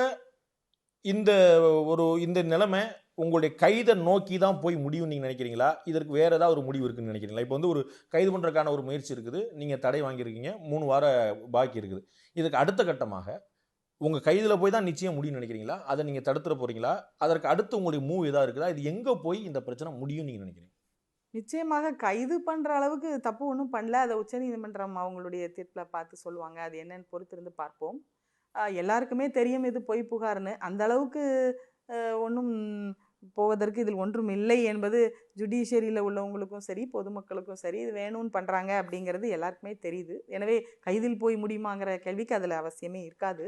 இவ்வளோ ஒரு கேவலம், அசிங்கம், இவ்வளோ வந்து நம்மளுக்கு கஷ்டம், இவ்வளோ ஒரு பெண்ணை வந்து இவ்வளோ விமர்சனம், இதுக்கெல்லாம் ஆளாகிருக்கோன்னா கடவுள் வந்து இதுக்கு ஏதோ ஒன்று வச்சுருப்பாங்க, அதனால இதெல்லாம் நடக்கும் அப்படின்னு இந்த நம்பிக்கையில் என்னுடைய அச்சமில்லை என்று என்னுடைய பயணத்தை தொடங்கி போய் கொண்டிருக்கிறேன். பார்ப்போம்.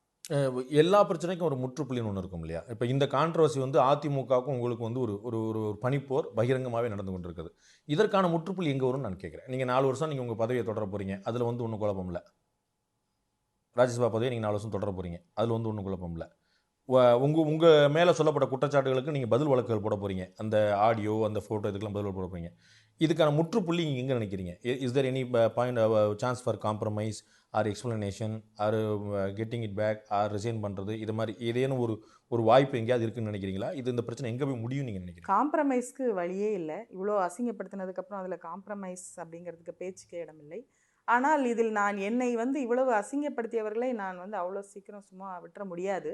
ஏனென்று சொன்னால், இன்றைக்கு என்னை மிரட்டி இங்கே அழைத்து வந்த துணை சபாநாயகராக இருக்கட்டும், எல்லார் மேலேயுமே ஒரு ப்ரிவிலேஜ் கமிட்டியில் ஒரு கம்ப்ளைண்ட்டோ இல்லை வந்து ஒரு வழக்கோ தொடர்ச்சியாக நான் இன்னும் என்னுடைய வேலையை துவங்கவே இல்லை. நான் சொன்னேன் அல்லவா, கொஞ்சம் மெதுவாக அப்சர்வ் பண்ணி தான் நான் கொஞ்சம் பணியாற்றுவேன், எனக்கு அது பழக்கம். இப்போ நீங்கள் சொன்னீங்க, ஏன் உங்களுக்கு இதெல்லாம் வந்து கூட உடனே நீங்கள் கேஸ் போடல அப்படின்னு சொன்னீங்க. எல்லாமே அப்சர்வ் பண்ணிவிட்டு I will clearly collect the datas and then I will go for the fight. So இன்னும் நான் என்னை இவ்வளவு கஷ்டப்படுத்தியவர்கள் மீது நான் இன்னும் ஆரம்பிக்கல. எனக்கு தெரிஞ்சு ஆரம்பிக்கவே இல்லை. சசிகலா புஷ்பாவுடைய ரியாக்ஷன் வந்து இன்னும் வரவே இல்லை, இன்னும் ஆரம்பிக்கவே இல்லை. அது இருக்கு, நெருப்புடா, அதை நீங்க இன்னும் பார்க்கல, இனிமேதான் வரும். அது இருக்குது. ஆமா. ஓகே, நாடார் சமுதாயம் எனக்கு பின்னாடி இருக்குன்னு சொல்லி சொன்னீங்க. நாடார் சமுதாயத்துக்கு நீங்க ஏதாவது செஞ்சிருக்கீங்களா உங்களுக்கு வந்து பின்னாடி வர்றதுக்கு? நாடார் சமுதாயம் அப்படிங்கிறப்ப அதில் வந்து கஷ்டப்பட்ட குழந்தைங்க ஐஏஎஸ் படிக்க வருவாங்க, அவங்களுக்கு சமுதாய ரீதியாக ஹெல்ப் பண்ணி கொடுப்போம். ஃபீஸ் கட்ட முடியாத குழந்தைங்க இருப்பாங்க, அவங்களுக்கு ஹெல்ப் பண்ணி கொடுப்போம். ப்ளஸ் தலைவர்கள் நினைவிடத்துக்குலாம் எங்களை போக விட மாட்டாங்க ஜென்ரலாக. இப்போ காமராஜர் நினைவு நாள்னா என்னெல்லாம் நீ போயிட்டு வாங்க அப்படிலாம் என்னை அனுப்ப மாட்டாங்க. பட் நானாகவே சென்று நிற்பது உண்டு. எனக்கு அது ஒரு பிடித்த, ஏன்னா காமராஜர் அவர்கள் மீது மிகுந்த பக்தி மரியாதை உண்டு. நம்ம சமுதாயத்திலேருந்து ஒருவர் இந்த அளவுக்கு ஒரு பேர் வாங்கியிருக்கிறார். அந்த அடிப்படையில் சில பல சேவைகள் செய்ததுண்டு. அதனாலேயே உங்க பின்னாடி அந்த சமுதாயம் இருக்கும்னு நீங்க நினைக்கிறீங்க? ஏன் பின்னாடி என் சமுதாயம் நின்றுகிட்டே இருக்குன்னு நான் சொல்லலைங்க. ஒரு பிரச்சனை என்று வரும்பொழுது நிச்சயமாக மக்கள் அதை உற்று நோக்கி கொண்டிருப்பார்கள். நம் பெண்ணுக்கு இப்படி ஒரு கஷ்டம் கொடுக்கிறார், குறிவைத்து என் சமுதாயம் தாக்கப்பட்டு கொண்டிருக்கிறது. குறிப்பாக ஒரு சமுதாயத்தால் என் சமுதாயம் குறிப்பாக தாக்கப்பட்டு கொண்டே இருக்கிறது. நீங்க நல்லா பாருங்க, அனிதா ராதாகிருஷ்ணன் எடுத்துக்கோங்க, நான் இன்னும் அவங்களால தோக்கடிக்க முடியல. அனிதா ராதாகிருஷ்ணன் தொடர்ச்சியாக அங்கே சட்டமன்ற உறுப்பினராக இருந்து கொண்டிருக்கிறார். அவருக்கு அதிமுகவில் அவர் நடத்தப்பட்ட நிலை என்ன, அவருக்கு என்ன நடந்தது? அனிதா ராதாகிருஷ்ணனுக்கு பதிலாக அதே சமுதாயத்தை சேர்ந்த ஒருத்தர் தான், எதிர வந்து அதே சமுதாயத்தை சேர்ந்த ஒருத்தர் தான் நிறுத்தப்பட்டார். அவரும் அதே சமூகத்தை சேர்ந்தவர் தான்.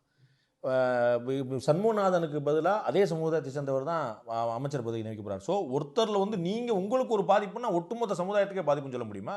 உங்களில் நாடார் கம்யூனிட்டியில் நீங்கள் இல்லைன்னா இன்னொருத்தர் இருக்கிறாங்க, நீங்கள் மட்டுமே தனிப்பட்ட பிரதிநிதி இல்லையே, சமுதாயத்துக்கு நாடார் சமுதாயம் வந்து வியாபார சமுதாயமாக இருந்தாலும் கூட திறமையானவர்கள், உழைப்பில் சிறந்தவர்கள், நியாயமானவர்கள், கல்விக்கு பேர் போனவர்கள் என்று பேர் வாங்கிய சமுதாயம். அதுல வந்து நல்ல திறமையானவர்களை துன்பப்படுத்தி கோபப்படுத்தி அவர்களை வந்து வேண்டுமென்றே ஒரு கும்பல் பழிவாங்கி கொண்டே தொடர்ச்சியாக உங்களுக்கு ஒரு இருக்கிறது. பிரச்சனை ஒட்டுமொத்த சமுதாயத்துக்கு பிரச்சனை ஆயிருமான்னு எனக்கு கேக்குறேன். மட்டுமா பிரச்சனை? அப்ப எத்தனை நாடார்கள் பழிவாங்கப்பட்டிருக்காங்க? நீங்க திமுக இருந்தா நாடாருன்னு சொல்லி பார்க்க முடியுமா? அவங்க திமுக இருந்தா திமுக காரன் பார்க்க முடியும். ஐயா, அதிமுக அவர் இருக்கும்போது தானே அவரை இதே மதிப்படுத்தினாங்க. நான் கேட்கறது நாடார் சமுதாயத்துக்கு இவங்க சிரமப்படுத்துறாங்க, கஷ்டப்படுத்துறாங்க, சமுதாயத்தை தொடர்ந்து பழி வாங்குறாங்கன்னு சொல்றீங்க இல்லையா? இன்னைக்கு அமைச்சரவையில் இருக்கிறவங்க, சட்டசபையில் இருக்கிறவங்க, பாராளுமன்றத்தில் இருக்கிறவங்க நாடார்கள் கிடையாதா? நாடார்கள் இல்லவே இல்லையா? நீங்க ஒருத்தர் தான் நாடார்களுக்கான ஒட்டுமொத்த பிரதிநிதியா? நீங்க சிறப்பாக பணியாற்றக்கூடிய நாடாரை வந்து ஒரு சமுதாயம் இருக்க விடுவதில்லை. இதுதான் அப்ப இன்னைக்கு ஒரு குறிப்பிட்ட சமுதாயத்தில் உள்ளவர்கள் எங்கள் சமுதாயத்தை ஓரங்கட்ட வேண்டும் என்பதற்காகவே. நீங்க சொல்றதை நான் மாத்தி புரிஞ்சுக்கிறேன். இன்னைக்கு அதிமுக சார்பா சட்டமன்றத்துல, பாராளுமன்றத்துல அமைச்சர்கள் இருக்கக்கூடிய திறமையாளர்கள் எல்லாம் நாடார்கள் யாரும் திறமையானவர்கள் இல்ல. இனிமே வரும். அவங்க ஒருவேளை திறமையானவங்கன்னு அவங்க ப்ரூவ் பண்ணாங்கன்னா அடுத்தடுத்து எங்களை மாதிரி இப்போ ஃபேஸ் பண்ணுவாங்க. இப்போ வரைக்கும் யாருமே இல்ல. இப்போ வரைக்கும் யாருமே நாடார்கள் யாருமே திறமையானவர்கள் இல்ல. அவங்க ப்ரூவ் பண்ண எங்களை மாதிரி இன்னும் கான்சிக்வன்சஸை ஃபேஸ் பண்ணுவாங்க. வரிசையா வந்துட்டு நாடார்கள் இவங்க உங்க பின்னால இருந்து அவங்க இருக்க விட மாட்டாங்க எங்களை. இப்போ நீங்க சொல்லும்போது ஒரு குற்றச்சாட்டு சொன்னீங்க, ஏற்கனவே கூட நீங்க பதிவு பண்ணிருந்தீங்க, இந்த மாதிரி தம்பித்துறை அவர்கள் என்னை வந்து துன்புறுத்தி என்னை வலுக்கட்டாயமாக கூட்டு வந்தாருன்னு. இது மாதிரி குற்றச்சாட்டு வந்து ரொம்ப ஒரு சாதாரணமாக போகிற போக்கில் சொல்கிற மாதிரி இல்லையா? ஒரு ப்ரூஃப் நம்ம இப்போ உங்க மேலே ஒரு எஃப்ஐஆர் போட்டிருக்காங்கன்னா அந்த எஃப்ஐஆர் நிரூபிக்கிறதுக்கு அவங்க நீதிமன்றம் வரைக்கும் போகும். அப்படின்னா தான் அவங்க நிரூபிக்க முடியும். இல்லைன்னா அந்த எஃப்ஐஆர் வந்து தாராளமாக தள்ளுபடியாக போகுது. அப்போ நீங்கள் சொல்லக்கூடிய என்னை வந்து அவங்க இப்படி பண்ணாங்க, இவங்க இப்படி பண்ணாங்கன்னு சொல்லி நான் வந்து சொல்லலாம், என்னை பிரதமர் வந்து என்னை அடிச்சாரு, என்னை கெட்ட வார்த்தையில் திட்டினாருன்னு சொல்லிக்கலாம், சொல்லிட்டே போகலாம்ல. It should be there be any proof. நீங்க ப்ரூஃப் வேணும்னு கேக்குறீங்க. எனக்கு ஏங்க அவங்க டிக்கெட் போடணும்? நான் டெல்லிக்கு அப்படியே கார்டன்ல இருந்து நான் வந்து இங்க இறங்குறதுக்கு எனக்கு வந்து தம்பிதுரை வந்து டைரக்ஷன் கொடுத்து கூடவே இருந்து என் ஃப்ளைட்லயே மிரட்டி கூட்டு வந்து அவர் வர வரைக்கும் ஏர்போர்ட்ல என்ன வெயிட் பண்ண வச்சு வந்து ஏன் அவங்க எனக்கு டிக்கெட் போட்டு கூட்டிட்டு வரணும்? இதுக்கு மேல உங்களுக்கு என்ன ப்ரூஃப் வேணும்? இன்னைக்கு நான் ஃப்ளைட்ல வந்ததெல்லாம் ப்ரூஃப் ஆகுங்க.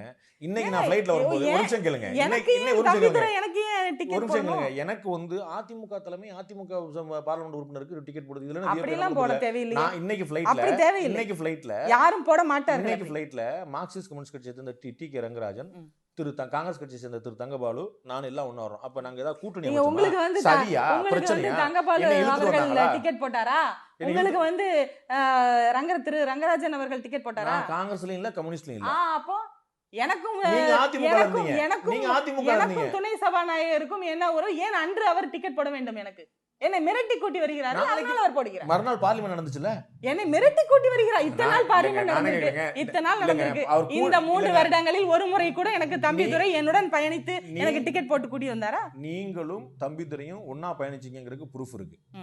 மிரட்டின்னு ஒரு வார்த்தை சேர்க்கிறீங்க இல்லையா, அதுக்கு என்ன ப்ரூஃப்னு நான் கேக்குறேன். அது இல்லாமல் உங்க குற்றச்சாட்டு பொய்யாகும். நான் வந்து உள்ள நுழைஞ்சு அந்த ஸ்கேனிங் முடிச்சு உள்ள போற இடத்துல கூட நான் போகாமல் அவர் போக மாட்டார், போகவில்லை. என்னை வந்து இந்த ஆடு மேய்ப்பவர்கள் ஆடை விரட்டி கொண்டே வருவார்கள் அல்லவா, அது போல என்னை கேவலமாக நடத்தி. இதோட கடுமையான குற்றச்சாட்டு நீங்க சொல்லலாம். நான் கேட்கறது இந்த குற்றச்சாட்டு வந்து ஒரு பதிவு பண்ணிடுவோம், நம்ம வந்து ரெக்கார்ட் பண்ணிடுவோம். இப்ப நான் சொன்னதா நீங்க சொன்னீங்க இல்லையா, நீங்க போற போக்குல சொல்லாதீங்கன்னு சொல்லி சொன்னீங்க இல்லையா, அத மாதிரி போற போக்குல சொல்றதா நான் கேட்கிறேன். இதுக்கு வந்து ஒரு ப்ரூஃப் இருக்குல்ல. கொலை முயற்சி வழக்கு, ஒரு ஆள் மேல கொலை முயற்சி வழக்கே கொடுத்தாலும் அந்த கொலை முயற்சி நடந்ததுங்கிறத நீதிமன்றத்துல 100 பேர் முன்னாடி நிரூபிக்கணுங்க. இல்லைன்னா நான் சொல்லாங்க நரேந்திர மோடி வந்து என்னை திட்டினா நான் சொல்லாங்க சொல்லிட்டு போக வேண்டியதாங்க. யாருங்க இப்ப கேட்க போறா? நீங்க வந்து இதுக்கு மேல உங்களுக்கு பொதுவாகவே ஒரு கோர்ட்ல கூட ஒரு எவிடன்ஸ் வேணும்னா ஒரு டிக்கெட் ப்ரூஃப் காமிப்பாங்க, இல்லைன்னா வந்து ஒரு கார் ப்ரூஃப் காமிப்பாங்க.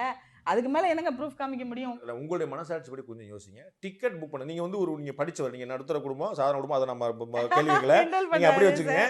நான் சொல்ல நீங்க படிச்சவர், நீங்க ஒரு டிக்கெட் போட்டாங்க, எனக்கும் உங்களுக்கும் டிக்கெட் போட்டாங்க அப்படிங்கிற ஒரு காரணத்துக்காக என்னைய மிரட்டாங்க வச்சாங்கிறது ப்ரூஃப் செல்லுமா? நீங்க சொல்லுங்க. நீங்க வந்து ஜட்ஜ் சீட்ல உட்காருங்க. வேற என்ன ப்ரூஃப் நீங்க எதிர்பார்க்கறீங்க? நீங்க நடந்தது உண்மையா நீங்க தான சொல்லணும். நீங்க இது ப்ரூஃப் இல்லனா அப்ப நீங்க தான் சொல்லணும் அடுத்த ப்ரூஃப் என்னன்னு. இல்ல ப்ரூஃபா நீங்க சொல்லுங்க. நீங்களே தீர்ப்பு சொல்லுங்கன்றேன். நீங்க தான் குற்றச்சாட்டு சொல்றீங்க இல்லையா, நீங்களே நீதிபதியா இருந்து எழுதி வாங்குனாங்கங்கிறதுக்கும் சொல்றேன். அது வந்து இன்டர்னலா நடந்தது, உங்களுக்கு அதுக்கு ப்ரூஃப் கொடுக்க முடியாது. பட் நான் சொல்றதை நீங்க நம்பணும். இல்லங்க, பட் நீங்க சொல்லக்கூடிய எக்ஸ்டர்னலா அந்த கார்டன் விட்டு வெளியே வந்ததுக்கு அப்புறம் என்னுடைய காரில் நான் வர அனுமதிக்கப்படவில்லை. என்னுடைய காரில் நான் வர அனுமதிக்கப்படவில்லை. என் வீட்டிற்கு செல்வதற்கு நான் அனுமதிக்கப்படவில்லை. என் டிக்கெட்டை நான் போடுவதற்கும் அனுமதிக்கப்படவில்லை. திமுக தலைவர் கருணாநிதியோட கார்ல ஸ்டாலின், துரைமுருகன், பொன்முடி, வேலு, சண்முகநாதன் இது மாதிரி யாருனாலும் உட்காருவாங்க. அதே சண்முகநாதன் நீங்க இழுத்துட்டு போனாருன்னு சொன்னா நம்ப முடியுமா? ஒரு டிராவல் டிக்கெட் வந்து ப்ரூஃப் பண்ணுமா? நீங்க சொல்லக்கூடிய குற்றச்சாட்டு அப்படிப்பட்டதா இருக்குதா? ஒரு கொலை முயற்சி வழக்கோ, கொள்ளை வழக்கோ, திருட்டு வழக்கோ, எந்த வழக்காக இருந்தாலும் அடிப்படை தேவை உங்கள் ஆதாரம் இல்லையா? ஒரு நாடாளுமன்ற உறுப்பினருக்கு இவ்வளவு அவமானம் நடந்தது, ஒரு பெண்ணை இவ்வளவு கஷ்டப்படுத்தினார்கள் என்பதற்கு நான் வழக்கு தொடரவிருக்கிறேன். அதுல அவங்க அப்ப கோர்ட்டு கேட்டுக்கும் அவங்களுக்கு என்ன ப்ரூஃப் இருக்கா இல்லையாங்கிறத அவங்க முடிவு பண்ணிப்பாங்க. இதை நான் இங்கு சொல்லி நான் மூதலிக்க விரும்பவில்லை. நன்றி சசிகலா புஷ்பா. இவ்வளவு நேரம் உங்களுடைய கருத்தையும் உங்களுடைய நேரத்தையும் எங்களோட பகிர்ந்து கொண்டது நன்றி. உங்களுடைய நல்ல நோக்கங்கள் நிறைவேற எங்களுடைய வாழ்த்துக்கள். தேங்க்யூ.